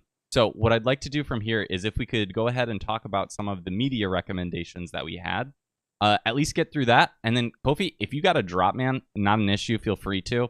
Okay. Otherwise, let's just keep going as long as we can. And when you need to sign off, man, you just let us know. Okay. So absolutely no worry at all. So for media recommendations, we kind of have the holy trio here of good stuff, which is manga, games, and VNs. I love all of those. So I figured it would make sense for us to kind of go around and give some of our recommendations for these different genres. So, our mediums. So Tiger, let's start with you. As far as manga goes, what would you say is a good beginner series for people?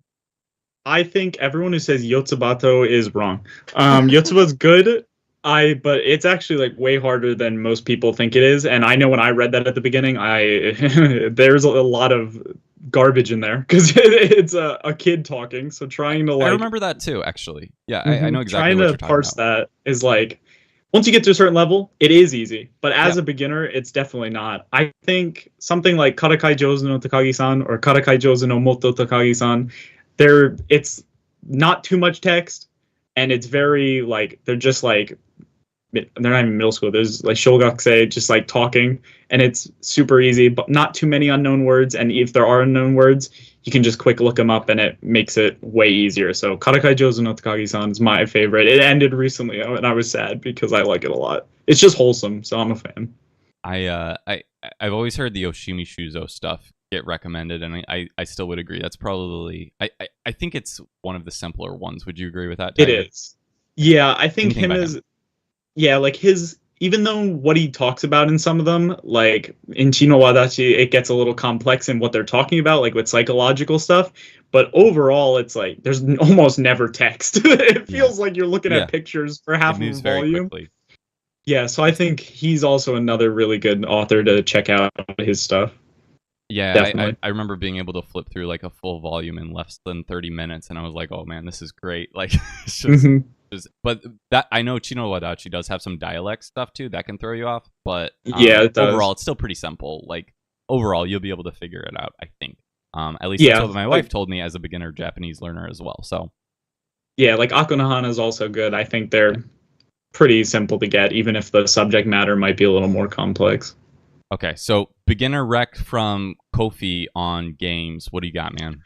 So I'm going to recommend a game that is for people who might want to play a game that's only available in Japanese, but is definitely confirmed for worldwide. It's made by our beloved friends at Level 5, which are known for, Yokai Watch, Inuzama 11, Professor Layton, and it's called Megaton Musashi. It is also an anime that is available. I don't think it was ever, localized at all. The reason why I recommend it is Level 5 is very good at offering furigana to be used for any complex expressions that are available in the game. And that the story overall is a very, very feel-good story with a shonen type narrative and intensity through the roof. What's really great is that the current game that's available in Japan, you can get for free on PlayStation and on Switch. And it's the first 2 chapters of what will ultimately be a 3-chapter saga. The game takes about 35 to 45 hours. And what's so great is that it's a mecha-based anime where aliens have basically destroyed 99.999% of the Earth. And all that remains are ships that basically contain the rest of humanity.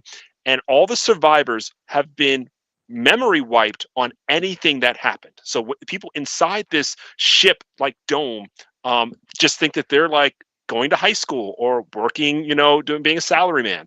And what's interesting is that some of the characters break free from this memory wipe and remember the tragedy that happened. And typically when they're recognized for remembering that tragedy, it means that they have a ability to use some of these machines they call rogues to fight against these alien races. So it's basically like Gundam.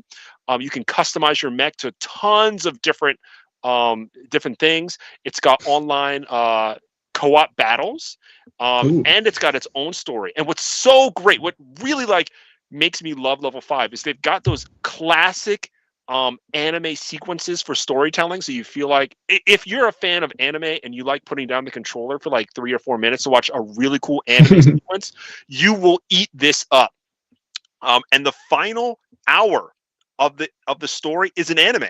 So like if you beat all the bosses, at least for these first 2 arcs, the ending is like a whole 45-minute anime. It is awesome.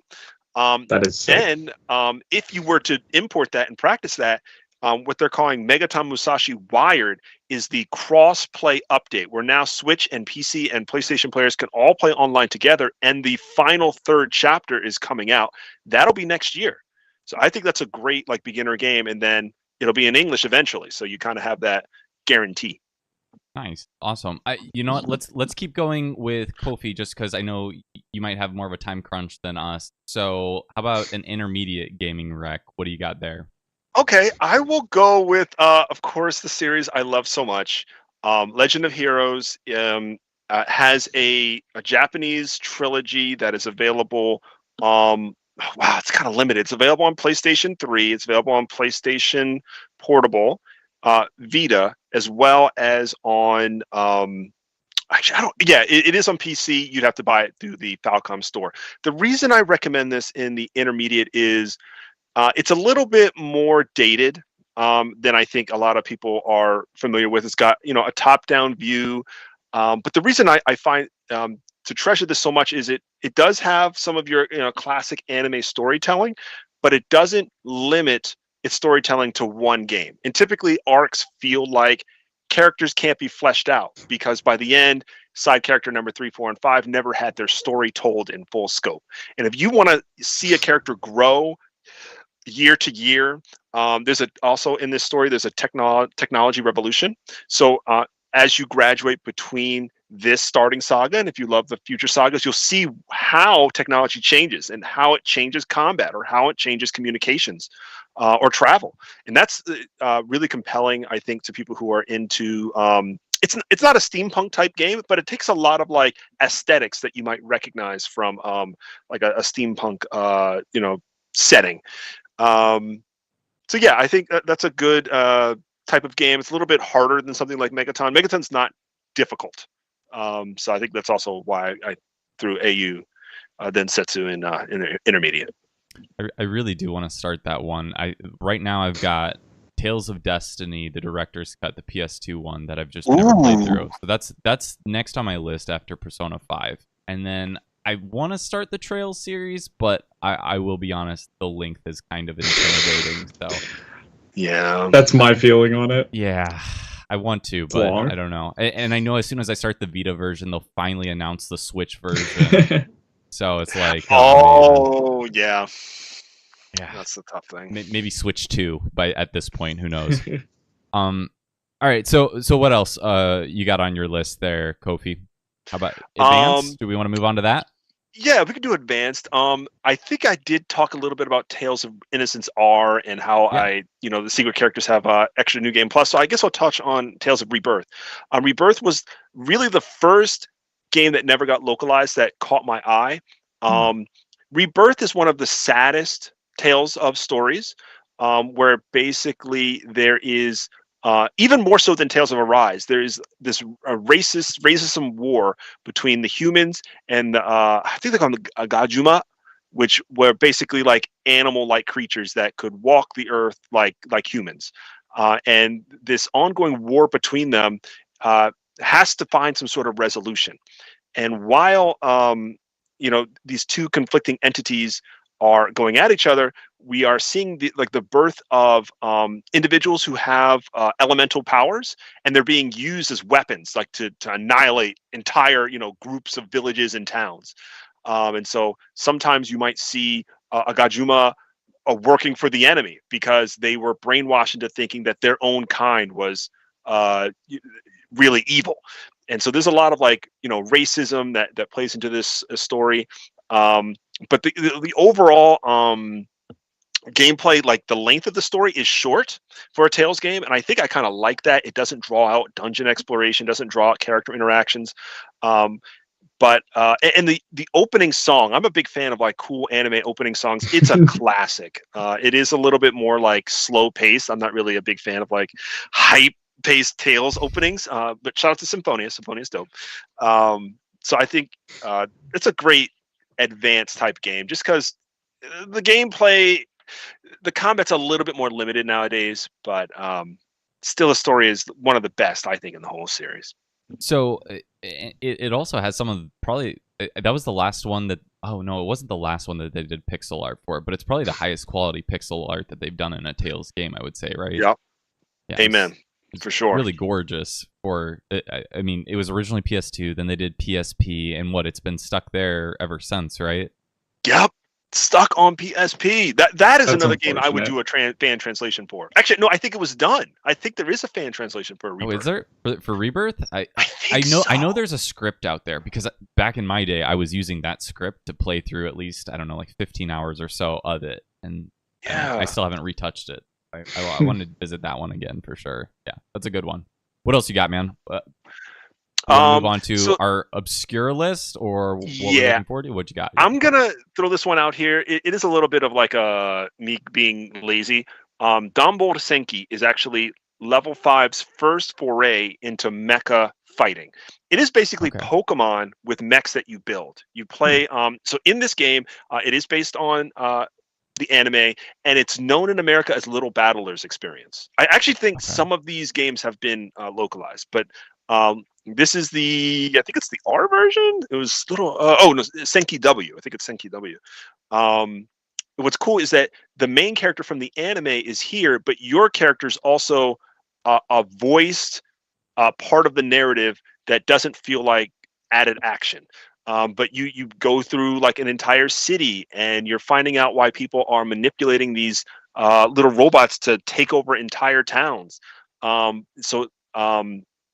you can bring friends. So like, for example, the main character has his bot, you have yours, and then you can tandem and fight other robots like in these like Pokemon style matches. So it's really cool, and like who you might encounter in the world, and be like, hey, let's team up and fight them. So very Pokemon oriented. The customization levels for these mechs is crazy. Like every mech has their own processor, a second hand weapon, primary weapon, ranged weapon. You can switch in and out all the visuals, and then it's like it's almost like, I don't know if you guys remember if you guys ever played Resident Evil 4, where Leon has like a suitcase where he can kind of fit things that he wants to take with him, like grenades. It's just like that for Little Battler's experience. Like if you put a processor here and a cooler here, he can run a little bit faster if you strategically like set up his motherboard. It's really cool. You can like spend an hour. Cool. Yeah, it's really, really cool. And another shame that it wasn't localized. So yeah, shout out to Level 5. I think the last like robo fighting customizing robo game that I played was Custom Robo on GameCube. It's been a while since I visited that. Yeah. What else you got on your list? So that's maybe on the more obscure side, you'd say. Yeah. The last one I will throw out, again, this is more like, what's coming out in Japan only, is Kai no Kiseki, which is the newest Falcom game in the Trail series, number 14. It comes out sometime before December 31st. It is a game I will be spending maximum dollar on to get the collector's edition and all that. This particular game, really quick, the entire series is based on one continent called Zemuria. And while a large portion of the content hasn't been discovered, this particular game is supposed to answer a lot of questions fans have been dying to get answered. So this is going to be a big title. I know it's going to be retweeted 1,000 times, at least by myself. So definitely looking forward to that the most. 14th Trail game. Are you all caught up on them at this point, Kofi? I am. Have you played all of them in Japanese as well?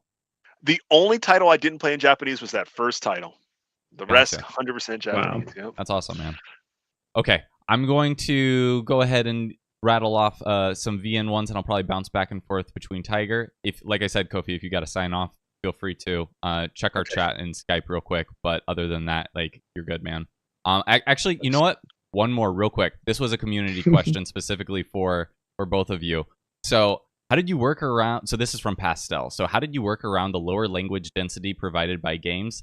And did you feel that it inhibited your progress at any point? So I'll shoot that over to Tiger first. Did you notice this density? Yes and no. By the time I was playing a bunch of games in Japanese, I was probably like 500 volumes of manga in and stuff. So I didn't really feel like, I'm missing out on a bunch of Japanese. And the games that I wanted to play were like the Mega 10 series, so like Persona games or Shin Megami Tensei Nocturne, or the Yakuza series or VNs if I was playing those. So I didn't really notice a difference, but there were some games that I played, can't think of any off the top of my head right now, but I know there were some that I played where, I played Resident Evil 2, not all of it yet, in Japanese. And it was like, there's not as much text as there is in like a Persona game, but like at that point, I wasn't really using it as like I gotta get better. It was just like, I want to play this game. It's in Japanese. It's just how it is. So I didn't notice too much, but I'm sure depending on the game you play, it definitely can play a big factor, I'm sure. So it wasn't really, gaming wasn't a vessel to get better at Japanese. It was simply to enjoy the game, right? Yeah, it was basically like, okay, I want to play video games again. Well, I'm not playing them in English. I'll just play them in Japanese from now on forever. So that's basically how it was. What about you, Kofi? Did you? I mean, it sounds like you primarily did your learning through gaming. So did you ever notice that? I mean, there's large chunks of time where you're not actually really using Japanese. You're playing a game, right? So any experience with that? Pastel nailed it. I absolutely struggled with like I would be so into knowing like Dragon Sword uppercut, but not knowing like what a door or like something like super simple, like, can you give me that please? Or not like expressions like that. It's hard to describe. Like, I don't know, giving people like instructions on how to use public transit or, just things that you would hear in a JLPT test. Right. Like I took, the JLPT 2, I took the JLPT 3, and the first time I took the JLPT 3, I somehow I passed it, but it was, I guess it was just based on me knowing enough kanji to get through it, because I was so drug into only one medium for absorbing things, and I was so close-minded on whether I should listen or speak more. So I definitely would recommend Tiger's route, more, especially if you even if you want to be the best translator ever and you only do reading. I think you're going to need to absorb all facets, of the language. Gotcha. So my approach was a little bit different because I probably started off very heavily on the manga side, and then I eventually was, for exactly that reason. I've talked about density on the podcast before, where it's like I really pushed off on doing anything with games, because it was like when I actually play games, I don't want to have to interrupt the gameplay to look up stuff, and that was kind of my crutch, like my not crutch, but the thing that was holding me back from doing it. I honestly probably should have played a few games a little bit earlier, because I still haven't played a Tales game, even though that was the reason that I started learning Japanese in the first place. So that's really embarrassing to me, quite honestly. But that's what I hope to correct this year. So we'll finally, check that Tales box here soon. But so I took the opposite route. I was like, okay, well, what can I do that will allow me to do a lot of the reading, and that's why I landed on VNs, which is why we'll get to some VN recs here. So, Kofi, if you're still around, where can people find you online, man?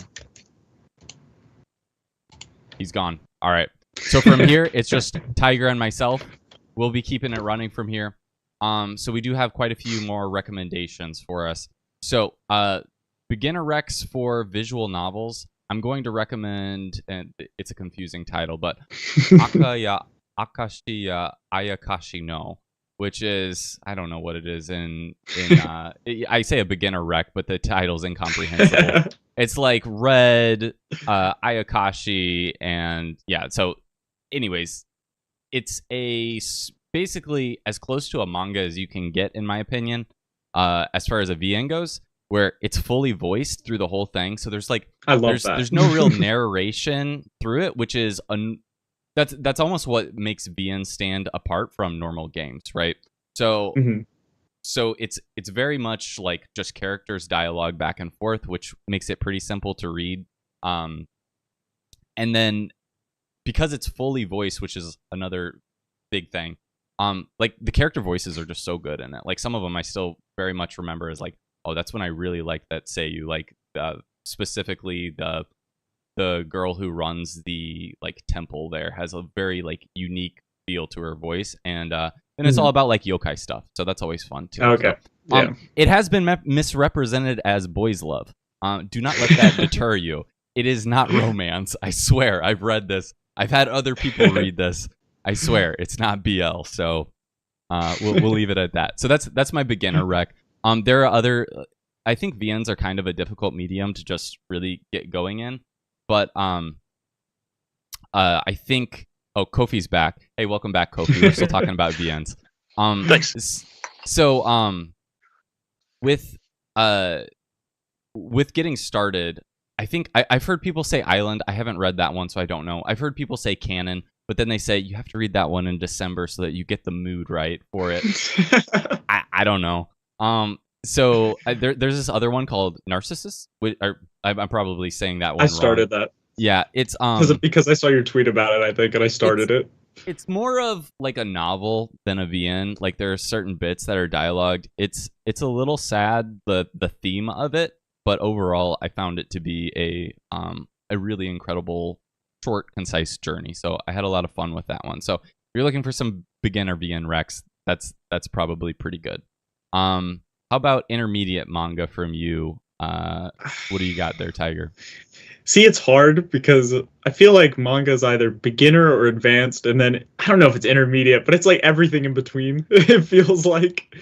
So basically any normal manga that I like, so like Garbage, Domestic Girlfriend, everyone please just read it, okay? I know it's trash. You gotta go into it knowing it's garbage, okay? If you think it's gonna be good, you're not in the correct place, okay? You're not there for good content. You're there for a very crazy, interesting story about a guy who falls in love with his teacher, who then also falls in love with the teacher's sister, who he happens to then live with all three of them and become their step sibling. It's fun, okay? You just gotta go for it. So it's garbage, but it's good garbage. I think you mentioned that one in literally every video you've ever made on the internet, Tiger. So yeah, I love it. Starting to brainwash me. Yeah, it's so not good, but like it's good. Then I'll die on that hill forever. Chainsaw Man, I guess you can say intermediate. My only warning is if you read Chainsaw Man and then you read it and you're like, I don't understand what happened. That's fine. Nobody does. Nobody understands what happens in Chainsaw Man. I just read the new volume yesterday, and my friend asked me how it was, and I was like, well, things happened, I guess. Like, I have no idea what's going on or why they're doing this, but it's interesting. There's people dying. I found the less I understood about that story, the more I enjoyed it, because right around volume 8, it gets really crazy, like avant-garde stuff, and I was just like, all right, I don't know what's going on, but it definitely got a lot cooler than it was before. That was my opinion. Yeah, I'm still trying to keep up with that one. Yeah, that's a good one. Yeah, that's one where it's like anime on that one. Maybe, I don't know though. What was the question, Kofi? Should I stick with the anime on that one? I just started it, Chainsaw Man. I thought the anime was the manga's fine. way farther. That's the thing. Yeah, I started with the manga, so it's a little hard to say because it's one of those ones where it's like, yeah, the manga's probably better. Yeah, it doesn't have Mappa's crappy CG in it that they can't seem to get the frame rate right on it. Like, still, yeah. So yeah, it's one of those things. You gotta pick and choose your battle with. Am I going to read it or am I going to watch the anime? And if you've already started it, you might be okay with just sticking with it. I thought the anime was good, so that was my take on it. What about you? Are you liking it so far, Kofi? Yeah. I think I'm only on episode 2. I did think that the opening was super crazy, but it reminds me of like my first time watching anime, something like Akira. So I'm okay with that. I kind of like being surprised. Okay, so real quick, community question. So this is from June. So did you ever track your reading speed? If yes, how fast is it? And how do you feel about it over time? If you don't track it, how do you feel about it compared to your English reading speed? So maybe Tiger, you want to start with that one? Sure. I'll say first that I read pretty quick in English, like to the point where I doubt every time I'm reading English, I don't think I ever read any of the actual words. I'm just skimming through literally everything. So I go really fast in English. So I don't think my Japanese, I don't want it to reach that level. Well, I guess it'd be okay if it did, but I don't like skimming through in Japanese. So my Japanese is definitely slower than my English, even now, like significantly. But it doesn't, I don't know. It's kind of hard. I think the last time I checked my reading speed was like with a pretty simple light novel. That was, I think I hovered between 16 and 18,000 characters an hour. And then with something harder, like the Monogatari series, I think when I was checking it, it was like, at my fastest was like 12,000 characters an hour, and at the slowest was like 10. So basically almost anything I can read at about 10,000 characters an hour, I think. But if it's, most of what I read is I'll admit, it's honestly pretty simple because I like things that are harder, but most of my interests just align with easier content. So yeah, easily 15,000 characters at the top, like 18K, I think. Oh, geez, that's pretty fast. For like language learners, I would say, right? I think usually what they say is about 25K is or above is, and it can go way above, but 25K is the average that I usually hear thrown around. Sometimes 30K. Yeah, that's what I've heard. So, and then a lot of the language learners that have even reached like a high level of VNs, I hear a fair amount of them still are around that 15K mark. And at least for me, when I read VNs, it's probably still much slower than that. Like normally, like I would say a normal thing in VN, which is a little bit more complicated than something like manga, like admittedly. It's probably like around 10K for something normal. And then it can go way down for something like Muramasa, like half that at times. Yeah. So it really depends on the difficulty. So that's a given. Have you ever tried tracking your reading speed, Kofi? I don't know that it really makes sense in games, but do you have a sense of that? I don't. I now I want to test myself. You just brought that up. I literally never thought to actually get a number to it. I will say that I believe I read maybe like comparing English to Japanese. I probably read Japanese 80% of the speed that I read English, but I've noticed that I can skim Japanese faster than English. And I think it's just because I can look at groups of characters and get the overall meaning much quicker than I can with trying to look at words with English. Gotcha. But now I kind of want to assign a value to that. It wasn't until I talked to Stevie J in his video where we kind of talked about him. He was like, I want to start giving myself a reading test so that I know like how it is. That kind of planted that seed. And then the people in the Moe way are like kind of crazy about tracking stats. So hanging out with them eventually made me track stats. And now it's a very natural thing to do with like the VN setup, I would say. Other mediums, I guess light novels are also pretty simple to do it by that. So hopefully this is answering your question, Bats, about how do you go about measuring it. The 2 reader, which is that's what I use. Yeah, what people use for novels. And then for, like, I was talking about Persona. So this actually goes back to that density question. I was really curious, like, how text dense a game is in, like, an hour of my time. So I can usually get, I think it's between 5 to 10K characters in Persona in an hour, which, like I said, that's, like, kind of Muramasa on the hard end or a normal VN on the other end. But that's also... that game's practically a VN in itself, right? It happens to have a battle system. So take that for what you will. That's how dense I've found for the one game that I've tracked so far, like, you know, a decent amount of the way in. So that's what we have going there. All right, so how about another VN recommendation? So intermediate. So all right, Kofi, if you play one VN, like that's really good, like that I would highly recommend, Tsukihime. All right, people. Oh, I bought it. Good. I also have it. Now read it. Fair. It's Will do. fantastic. Okay. Yeah. So what do you know about it, Kofi? I actually know nothing. I just see that it's slightly tied to Melty Blood, I think, which is like this online fighting game. I lie to you not, the collector's edition of Tsukihime was on sale for like $20. And I was like, what? What's going on? I imported that, and I played like the first 5 minutes, and I haven't touched it. So it's a visual novel. So if you're in the mood to read a book, like it is one of the greatest books because it is voiced and it's basically animated, and to an extent that other VNs probably aren't. Like, yeah, sure, it has long blocks of text. Yes, it's in the novel text format, which is not compared to like the adventure text format, which is like just boxes at the bottom. Like Tsukihime is like full pages of text, but it's really well done in how like they carry out the story. It is it's one of those things where like the more I read it, the more I was like, I can't believe they actually made this into a VN, because there's just so many arcs in it, so many different things. Like the animations in it were insane, the voice acting was great, all the different paths that you could take in it. I'm not even a big fan of having to make a lot of choices in VNs. The different paths that you could take and how they affected different things, and just how different the stories could be was really it was pretty great. So I love that one. I would highly recommend. What about you, Tiger? Is that one on your list yet? Yeah, it's on my list. Okay. I have it, and I have the PS4 version, and I played. I think I played probably like 2 hours. So I started it. I made a very, very, very, very small dent, and I was like, okay, this is really good. But then it was also like, because I've been doing the whole Persona series, if I play any other game, I always go, okay, I like this, but like I gotta finish Persona, and because I'm finally at Reload, I can almost go back to other games. So you've got about 100 more hours ahead of you in Tsukihime to enjoy. So yes, please do enjoy it. I'm ready for it. Yeah, absolutely. Let me know when you find out that I was right about this being one of the greatest games of all time. All right.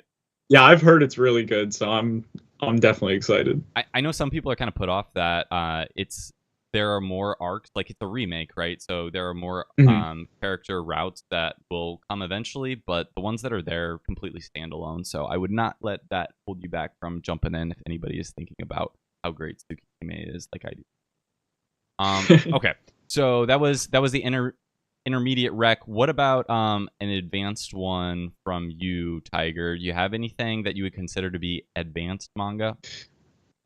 Everyone knows it. Everyone wants to read it. Probably Berserk. Berserk's probably the best advanced manga that you can get. Other than that, I have this manga. It's called Psychopasto, and it's basically the cover isn't really indicative about what it is, but basically, there's a dude who is like a detective guy. He goes back. They have this like new thing. He can go back in time, and he goes into the bodies of like someone who was killed by like a murderer, and he has to solve the crime before it happens. So there's 6 volumes out now. Volume 7 comes out, I think, might actually be today or like within the next week. But yeah, I got the first 3 volumes when I was here in Japan in May with my friends on a trip, and I read them, and I'm like, okay, this is fire. It's not really like advanced. It's like probably like higher intermediate level. It just uses like some detective words and stuff here and there, so it can be a little annoying sometimes. But I think the premise is really cool, so I recommend checking it out. I definitely had seen the covers for that, and I just assumed it was like some murder island thing from the covers. So it sounds like there's a little bit more to it than I had judged by its cover. Yeah, and there's like different cases. Like I think this is the 3rd or 4th one that they've covered. So and each of them are all pretty different. So it doesn't get like stale, thankfully. At least not yet. Yeah, I'd say the most difficult manga that I've read is there's 2 of them. So first off, and I've mentioned these on the show before, but Yojo Senki is extremely difficult just from what it's based on, and the amount of density that the author throws in military vocab really threw me off. This was like 4 years ago when I tried to read it, but I remember coming from Attack on Titan to that and being like, wow, I can't believe there's still so much that I don't understand. It was a little depressing because I was like, oh, military vocab, I've got this. I read Attack on Titan. Like, no, that one was next level. That was pretty rough, quite honestly. I also tried listening to the audiobook of it early on, which is also very stupid because it's extremely difficult to listen to when you don't know all the words already. Yeah, so, I could only imagine. It was not my best idea, but I gave it a try. And then the other one was, I think it's called Ankoku no Shinwa, which it's by this really famous mangaka who does like historical Morohoshi Daijiro. He does like these history studies basically. He'll like go to Papua New Guinea or something like that and then write a like a manga based off of his wild experience with that. So just like very crazy world experiences that he then puts into a manga. And that one in particular that I was mentioning before, Ankoku no Shinwa, it's about the origin of Japan, like the mythos behind it, and about all these specific places in Japan and how they can connect. I can almost describe it as like what's that one with Nicolas Cage in it, where he's trying to solve all the mysteries with the Declaration of Independence, American thing, but Treasure, something. National Treasure, but not the name. Yeah, that National Treasure, that one. It's like that, but in Japan as a manga with a bunch of really obscure locations.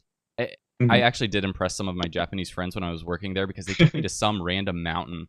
Like it's I don't remember what the mountain's even called actually off the top of my head, but it was a very specific reference that manga happened to have in it from my time in Hyogoken.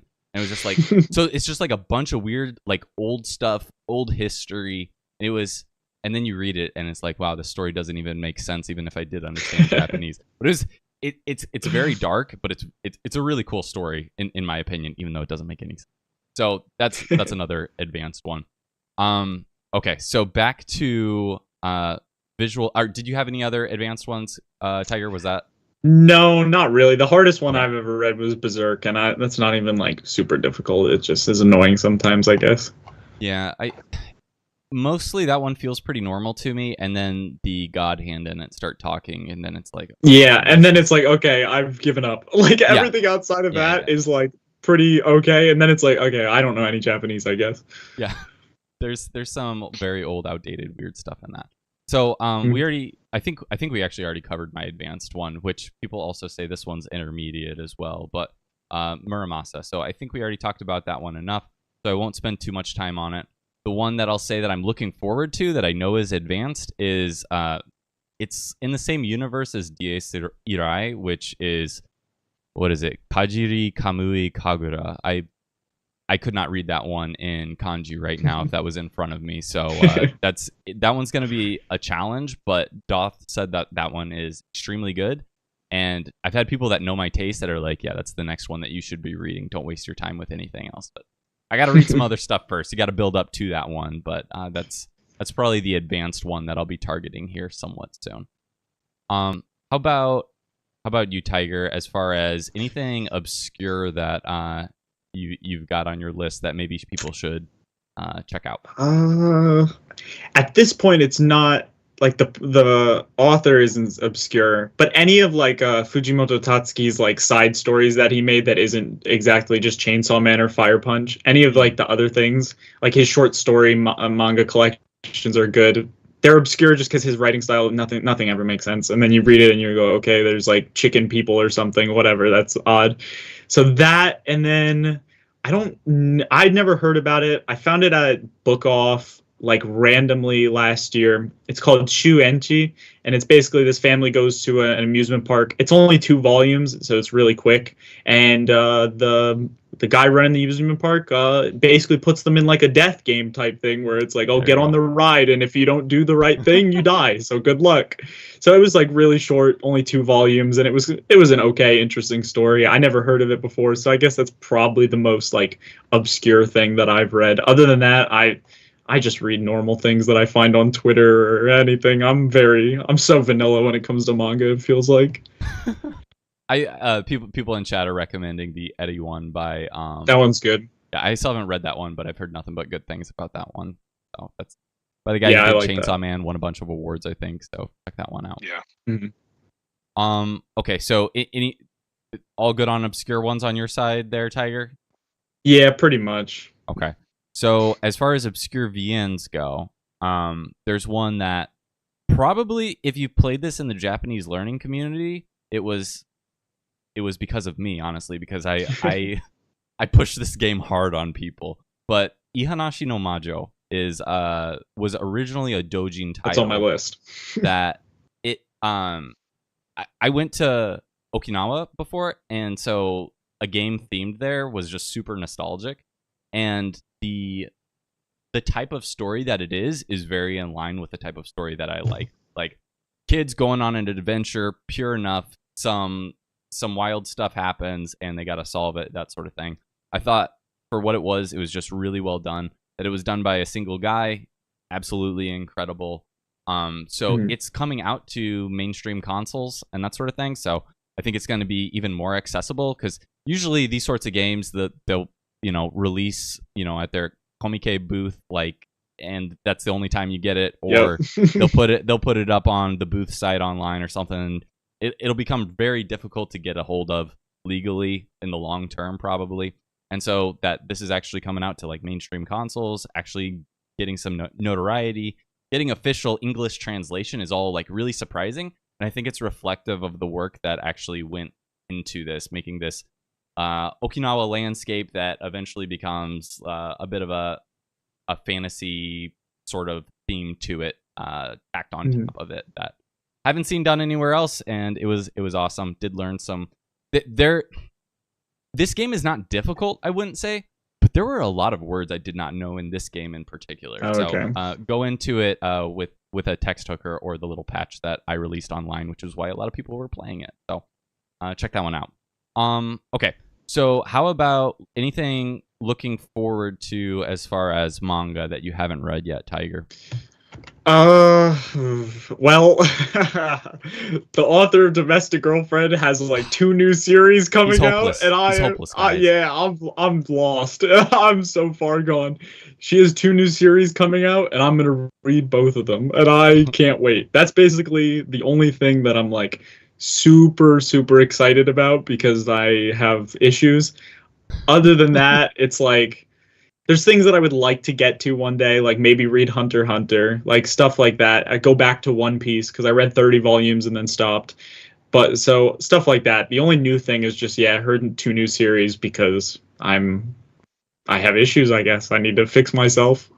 Gotcha. So, okay. So, BN looking forward to on my end. The Tokyo Twilight Busters. Ridiculous name. But this is a PC98 point-and-click adventure VN that Whoa. has incredible like pixel artwork, and it for some reason got remade onto the DS at one point.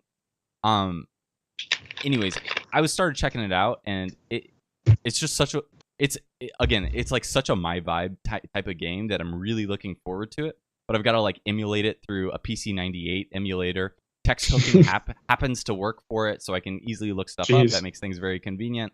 I'm just really looking forward to it, and it's not famous at all. I would say so. I don't know anyone else who's actually read it at this point, but it's definitely high on my list to actually dive into. I'm just curious. Have you guys actually seen like PC98 games at all? 'Cause, like I'm really into like the CRT stuff these days. Like I've got my CRT gaming monitor that I can play these PC98 games on, and they just look so incredible, like with the authentic hardware that I'm emulating it through. So that's kind of ironic. But what about you, Kofi? You ever look into much retro gaming stuff? It sounds like you're pretty occupied with the present, quite honestly, when it comes to gaming. Yeah, I mostly focus on the present. I go back as far as PS2 or 1 every once in a while, but not PC98. You really got me, man. You got me thinking. I should look back a little bit farther. It's a really interesting catalog of some titles that Tiger would especially appreciate. There's a lot of erotic content on the PC98. I'm down. But there's a lot of those stories have been ported and updated to like modern consoles, and like the PC98 version in a lot of ways is outdated, but in a lot of ways it's still the best way to experience the pixel art, because at some point people decided that pixel art wasn't pretty, so they started putting these smudge filters on everything, and it makes it really hard to know that you could see it on like a CRT versus some of these modern renditions of it. I think that Eve Burst Era actually did a really good job with that, but most of the other ones I'm pretty skeptical about, quite honestly. Uno's another example of that, where they ported it over to modern consoles, but it was originally on PC98, and it's just like top-notch pixel art that it seems like that's almost like I know like retro games, a lot of them still go for the pixel art feel, but like this level of like high definition, it's kind of like Tales of Rebirth, where it's like it's just so detailed in what they're actually capturing that most pixel artists I feel like can't even do it to the degree that they had down to a science on the PC98. So I want to play through at least one game now that I've talked up the PC98 so much on it. Okay, so we do have some community questions left. I think we've gotten through all of our recommendations at this point. So I think we already touched on Julian's other question around pronunciation. How did we study it? That sort of thing. So I'm going to go ahead and move past that. What's your favorite piece of media? This is from Julian as well. What's your favorite piece of media that you found while you were learning Japanese? We already know yours, Tiger. Domestic Girlfriend. We get it. We should read it. It's trash, but yeah, that one's in there. Understood. Understood. Okay, Kofi, what do you got though, man? What would be your favorite piece of media that you discovered while you were learning Japanese? That's such a good question. I love these questions. The one that I felt challenged me to look up a lot more characters, and I didn't even finish the series. I just remember doing the first 6 episodes, was Psycho Pass. Okay. You guys seen that series? I've heard of it. I've still been hesitating to actually dive into it, but I should. Yeah, I can't like stick on speaking on it for too long. I just remember the characters communicated in a very mature way that you don't see any tropes. And I was using that website I recommend, Animelon. And so there was a lot of like advanced expressions and idioms that I was like, oh, that's like a really clever way of saying that phrase. And it wasn't dramatic. And so because of that, it really stuck with me. So, but then like I felt like the series is really good. I really don't know why I ever stopped watching it. I should go back. I think it actually has like an extra season since I started watching it. But yeah, We'll for have some to- reason that one always stuck in my memory. We'll have to watch that one together then, Kofi, because I still haven't. I've been putting that one off, and I don't know why. And I know it's great, and I haven't watched it. So Yeah. we'll dive into that one together. Okay, so this one's from Io. This is the guy who makes our Tadoku leaderboard that we use for the manga club. So shout out to Anton Io for doing that. He is also living in Tokyo right now. So if you want to go to some metal concerts, Tiger, he's your go-to guy for that. He tells me about the metal concerts he's going to in Japan right now. Sounds like fun. Yeah, he's a pretty cool guy. So what's your favorite spot so far in Tokyo and why? I don't go a lot of places. I'll say that first. I hate to break it to anyone moving to Japan. Especially if you don't have a lot of job experience, you're gonna get paid like shit. So you're gonna have no money. So good luck trying to go places. But I think I just like Meguro-ku, because from August to November I was living in Meguro, and it's just like super pretty, and like I'm walking around there. I loved it everywhere I went, and the little area that I was living in was super cool. Had a bunch of things like right there, so probably just Meguro in general. I'm going again soon to do some Hanami, which I'm excited about. But yeah, probably Meguro. This isn't part of the question, but I don't like Shibuya. Really? I stay far away from Shibuya. Not a fan of the scramble, huh? It's just there's too many people. There's too many people. There's too many signs. It's too loud. I don't like people. Like I like people, but I don't like people. So I don't want to be around especially the people who are always in Shibuya. There's certain people who are always there, and it's like I don't want to be there. So yeah, I stay far away from that. So I go to places that I know isn't super popular, or that there's not like a bunch of people, because I don't want to deal with it. I like the chill, laid back vibe, so I think that's why I enjoyed Meguro a lot. Have you had a chance to go to Japan yet, Kofi?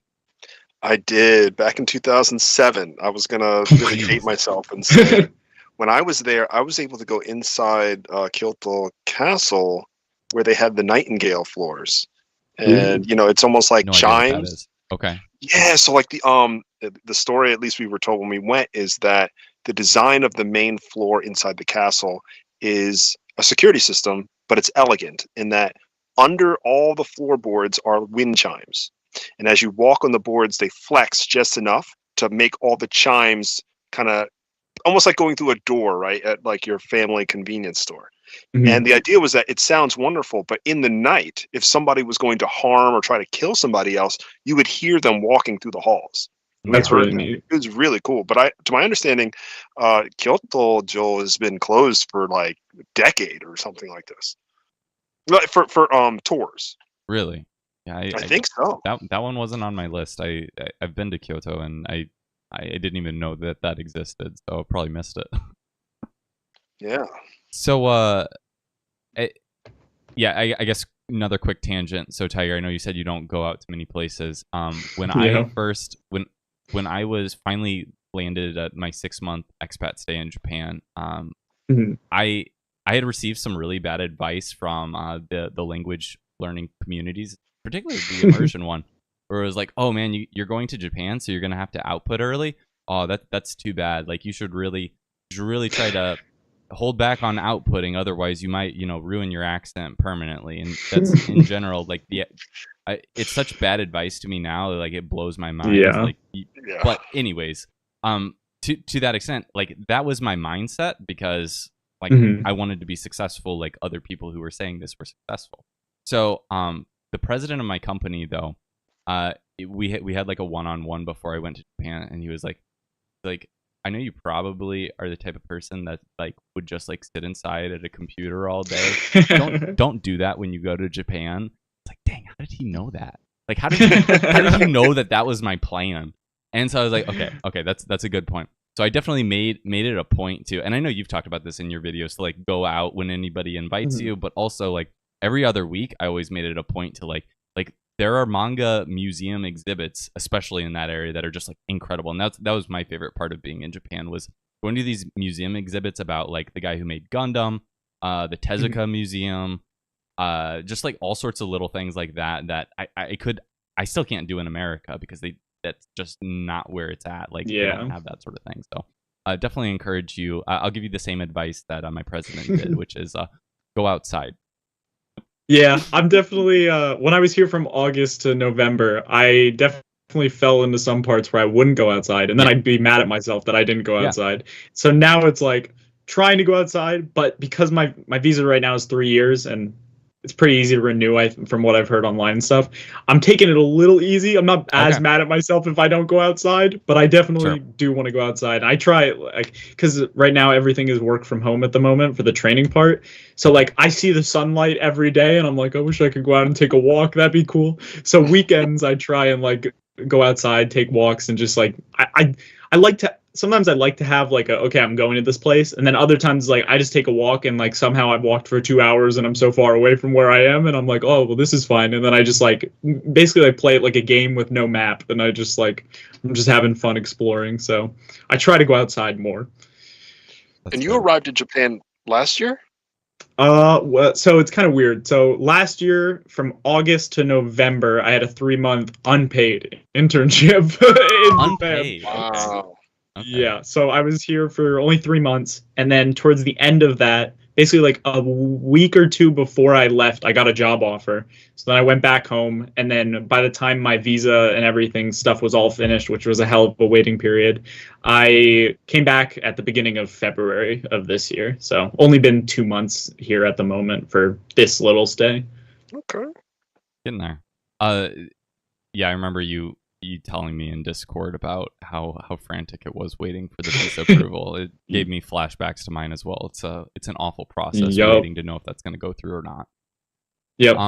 Okay, so this one's from my wife. So Mrs. Katakana asked, I asked her what question she's got. She said, what were your parents' reactions to you learning Japanese? And then she added on, because KanjiEater's parents, when they found out, just told him to go read the Bible more. This is a true story.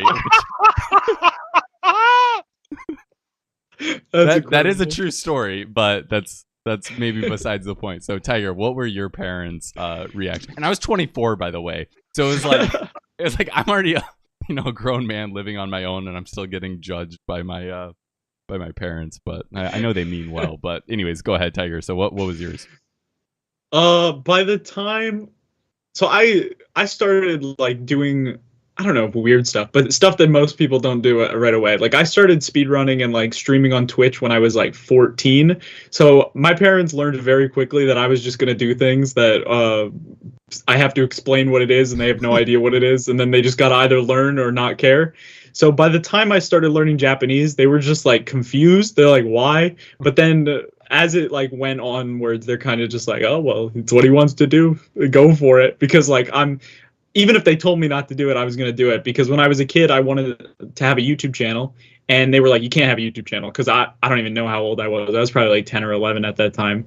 And what I did was when they weren't home, I took the camcorder we had, I went down to the basement, set it up, and I recorded Let's Plays in the dark with a camcorder while they weren't home, and I uploaded it, and they had no idea. And then once they found out, they were like, well, we told you not to. And I was like, well, I wanted to do it. So they knew that if there was like something like that, like gaming media focused or anything like that I'm interested in, I was gonna just do it anyway, even if they probably didn't want me to. So they're okay with it. They just wanted me to be happy, I guess, at this point. That's quite the year of rebellion there, where you're recording Let's Plays in your basement.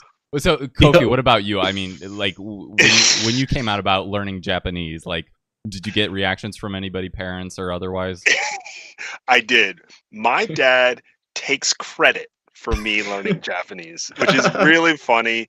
I was blessed enough that my dad did, take me to a lot of places. He took me to China. We went to US, plenty of places. And then he took me to Japan. So when I went, in 2007, I didn't know a lick of Japanese. I was just super into anime, loved my video games. This was the year the PS3 had just come out. Okay. So it was really, really exciting. And it wasn't for another 5 years that I start to study. So when I told him, he's like, I knew it was going to motivate you eventually. And, now 10 years later, he's like, I took him there, so I get credit. He wouldn't have been motivated if he hadn't been there. So I find that really funny. But he's really supportive. He's my dad does not speak 2 languages. My mom does not speak 2 languages. So they're both like, man, like, our son actually did something like that we didn't do. So That's kind of cool.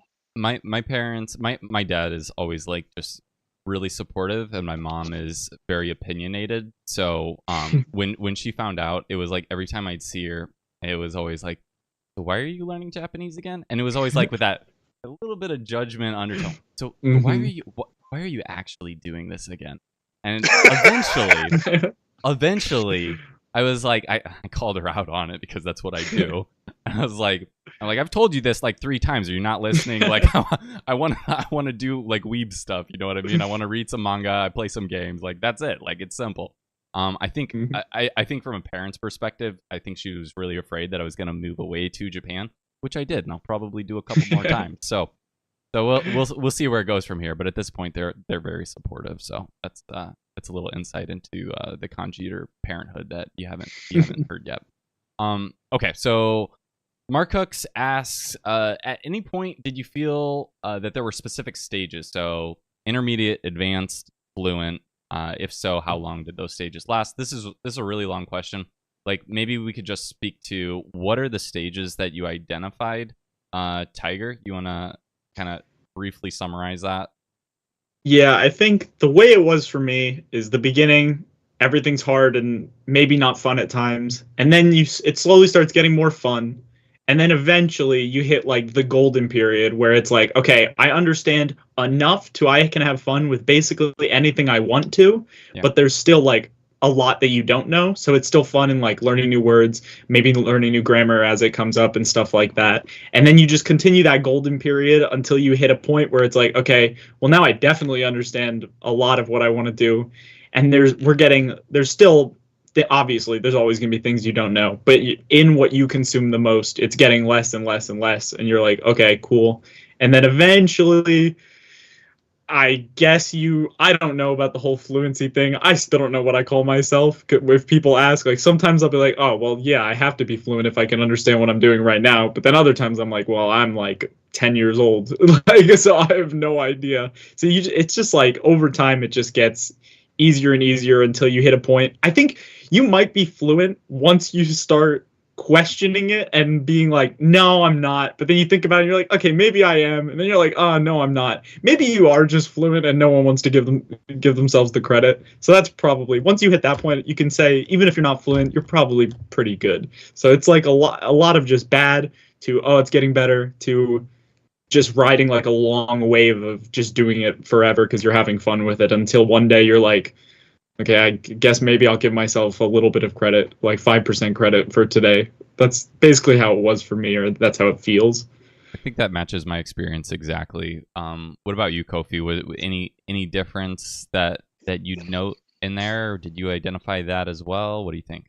I resonate a lot with what Tiger said. I just want to, I guess, lay it out for some numbers for me. Years 1 through 3, absolute beginner. 3 through 7, absolute intermediate. And then I finally started to feel advanced when I joined the 0 field for translations. And I had to like really test myself in creating expressions between the languages, and then consult those ideas and have my ideas criticized. Like, oh, we should translate it to this. And they're like, no, that's dumb. Like, you realize, and when you get that kind of feedback from people who are, studying as long as you or longer than you, you go, okay. The number one thing that, but to your point, Tiger, I waffled between, am I, fluent? Nah. I did that for like, even after year 7 and into the 0 field work, I was still like, no, man, because I was weak in certain subjects. I was weak in like healthcare. I don't know anything about healthcare or paying rent. Things that give you specific expressions that you only see in that subject. But the thing I think that made me feel like I was fluent was, let's say I'm like enjoying something in Japanese like all day, and then I see something in English, it feels jarring. Like I'm able to absorb into the target language or Japanese for so long that seeing my native language felt just as jarring as it used to when I saw Japanese and said, what the heck am I looking at? So I would see an English word and I'd be like, oh, okay, my brain needs to turn off the Japanese. I need to go back to my native. That finally, got me there. Yeah, Tiger, just wait until you come back, like after being in Japan for at least 6 months. Because I remember when I came back to America, it was like, oh, whoa, this is so weird being around English now. Like just being in the English. Yeah, I'm sure I'll feel that. I was like, oh man, this is kind of weird, and it's a bit of a downgrade, but that's okay. So I would also say, yeah, I saw the same stages, and I would say for the advanced stuff, it's still like I can keep finding things that are more advanced than where I'm at, and so I keep trying to kind of do a little bit of those things so that I don't just stay right where I'm at. I still want to get to a really high level of fluency, I would say. And then, but it's nice. Like, this is what Persona 5 has been really cool to do this, because it's like, oh, now this does just feel like my native language when I'm playing that one. But when I was reading Muramasa, it was still very clear that there was just things that I didn't understand yet about the language itself, that you know, I was still in that learning mode. And there are still more VNs and content to consume that are more difficult than that. So at some point, I'm just going to keep leveling that up until, you know, at any realistic stage, like, I can consume even very difficult things with relative ease, probably. That's really still what my goal is with Japanese. And then I would say outputting in particular has been really humbling for me, because I did think that I was at a higher level in outputting than I really was. And I got a lot of really basic corrections that I was like, oh, I didn't realize I didn't understand. So that's been another one of those kind of gotcha moments. But I feel like that was probably the reason why I hadn't called myself fluent until probably, like, I don't know, the last year or so. And that was really because I didn't practice speaking. So how could I be fluent? You know what I mean? So yeah, that's kind of where I was at. Okay, so another question from Matt. Macux, what's your favorite hobby besides learning Japanese? Kofi, you want to start this one? Yeah, my favorite hobby is snowboarding. Okay. I have been snowboarding for about 20 years. Nice. I haven't been out of the country, but I have been able to go to the Midwest. I was out at Park City when I was in high school, and it just turned to an absolute love of mine. So I usually go up and down the East Coast. Been to Vermont, Virginia, West Virginia, Pennsylvania. Yeah, absolute pleasure. I could talk about all the places I want to go. I just took my two sons boarding last month. Their first time ever. We were scared of COVID for a while. And they loved it. It was like a life passion of mine to get my sons out there skiing or boarding. And I'm so happy they liked it. So it'll be an annual trip now. That's awesome. What about you, Tiger? See, this is when I saw this question, I was like, oh God, I don't know how to answer this, because like everything I do is mainly in Japanese now, not but because of studying. It's just like, well, I always liked video games. So, but now they're always in Japanese. So it's like video games, but it's also Japanese study because it's always in Japanese. Other than that, I like watching football and baseball. I used to play baseball when I was younger, never played football, but I'm like I like football to the point where I hate how much I like football, because if my team loses that week, I'm going to be sad for like the next like 48 hours because like they lost. Yeah, so I like football a lot to that point. Like baseball, I'm getting more into the baseball over the last year. Other than that, this is kind of just, I guess, a weird one. And it's not even like an interest. I guess it's just like because I think I should. Like, I love finances, so I have like 3 Excel spreadsheets for all of my money and everything. So I'll update that daily with every single purchase down to the 1 yen. So yeah, I don't know if that's a hobby, but like I have a stupid obsession with keeping track of everything. So yeah, that's probably about it. Other than that, it's just like I like manga, but it's Japanese. I like games. It's Japanese. I like anime. It's Japanese. So it's kind of hard to pick like one hobby because most things connect to Japanese in some way at this point, it feels like. So for me, I used to have hobbies that were outside of Japanese, but then, like you said, Tiger, they've all kind of been consumed. And then I bought a Motoakia, so originally an abandoned house, and now there's no time for hobbies either. Like, barely time for Japanese. So I've just been like fixing up this house that I mentioned it before, that it's like didn't have power in the lower level for the first 6 weeks. Squirrels had eaten through the wires. So this place, real fixer upper. At some point, I should probably just do a long rant just to get out the story of all the wild things that I've had to do in this house. It seems crazy. Yeah, it's at this point we're ripping out our floors manually, trying to make sure that it doesn't smell like cat pee in our house anymore. So that's an ongoing journey, and something that has a real meaningful reward when you can just take in a breath of fresh air and not, cough out your lung. So the house is probably contaminated with asbestos from everything that we've done at this point, but other than that, the brown recluses still haven't killed me, because we have protective magical barriers set around our bed of sticky tape to keep them off at night. But other than that, it's a great hobby to learn how to do some woodworking. So that's what I've been doing, is building stuff that would otherwise be condemned and get me kicked out of my house. So that's where I'm at. Got a right lot of now. respect for you for doing that, man. That's a lot. It seems like a lot of work. It is. There's a fair amount of regret, and as well as I'm glad we're doing this because I'm learning so much. So it's been a fun journey. At this point, there are more good days than bad days, I'll say. So that's always an important part in any relationship. Yeah. So. Okay, so this might be the last question. All right. Yep. Last one. So Cosmic Gardening asked Tiger, when you gonna run Wind Waker again? This is the problem, okay? I love speedrunning. I sometimes I get the itch to go back and run something. I've done it a little bit. I picked up Ocarina at a time, did some runs one day, did some SM64 runs, just to keep off, the cravings. But they always come back, and I would like to run Wind Waker again. I don't have my Wii U. That's at home. Once it gets back, there's a part of me that wants to do runs, but if I do runs, then it's going to take over my life to like a stupid amount, just like Japanese did. So it's either like, do I want to keep doing Japanese stuff and get better, or do I want to just grind the exact same game over and over again that I've already done for like 500 hours before? So it's hard to get myself to actually do it, but there's always like, whenever I see something speedrunning related, there's always like a little bit, it lights up in my heart, and I'm like, oh, I got it. I got to go back. It's like I've quit smoking, and I still feel the craves. like they're there sometimes. They come back. Those cravings don't leave. But I love speedrunning still. I don't watch it much anymore. Don't do it much, but sometimes I, wake up one day and I'm like, you know what, maybe today. But thankfully, I don't have the console right here, because if I did, I'd probably be getting on it and just doing stuff every now and then, and that would turn into a big problem because I would waste all my time with it. But maybe one day. I've completely... I still have not cleared Wind Waker once, and at this point I'm just waiting for the Switch to come out, a version of it, but it's not coming, so I'm still waiting. I don't know why. I don't know why. Pat says he feels the same about RuneScape. I don't know. I don't think you can speed run RuneScape though, Pat. Okay, so I guess at this point, let's go ahead and wrap this up. So, Kofi, where can people find you on the internet, man?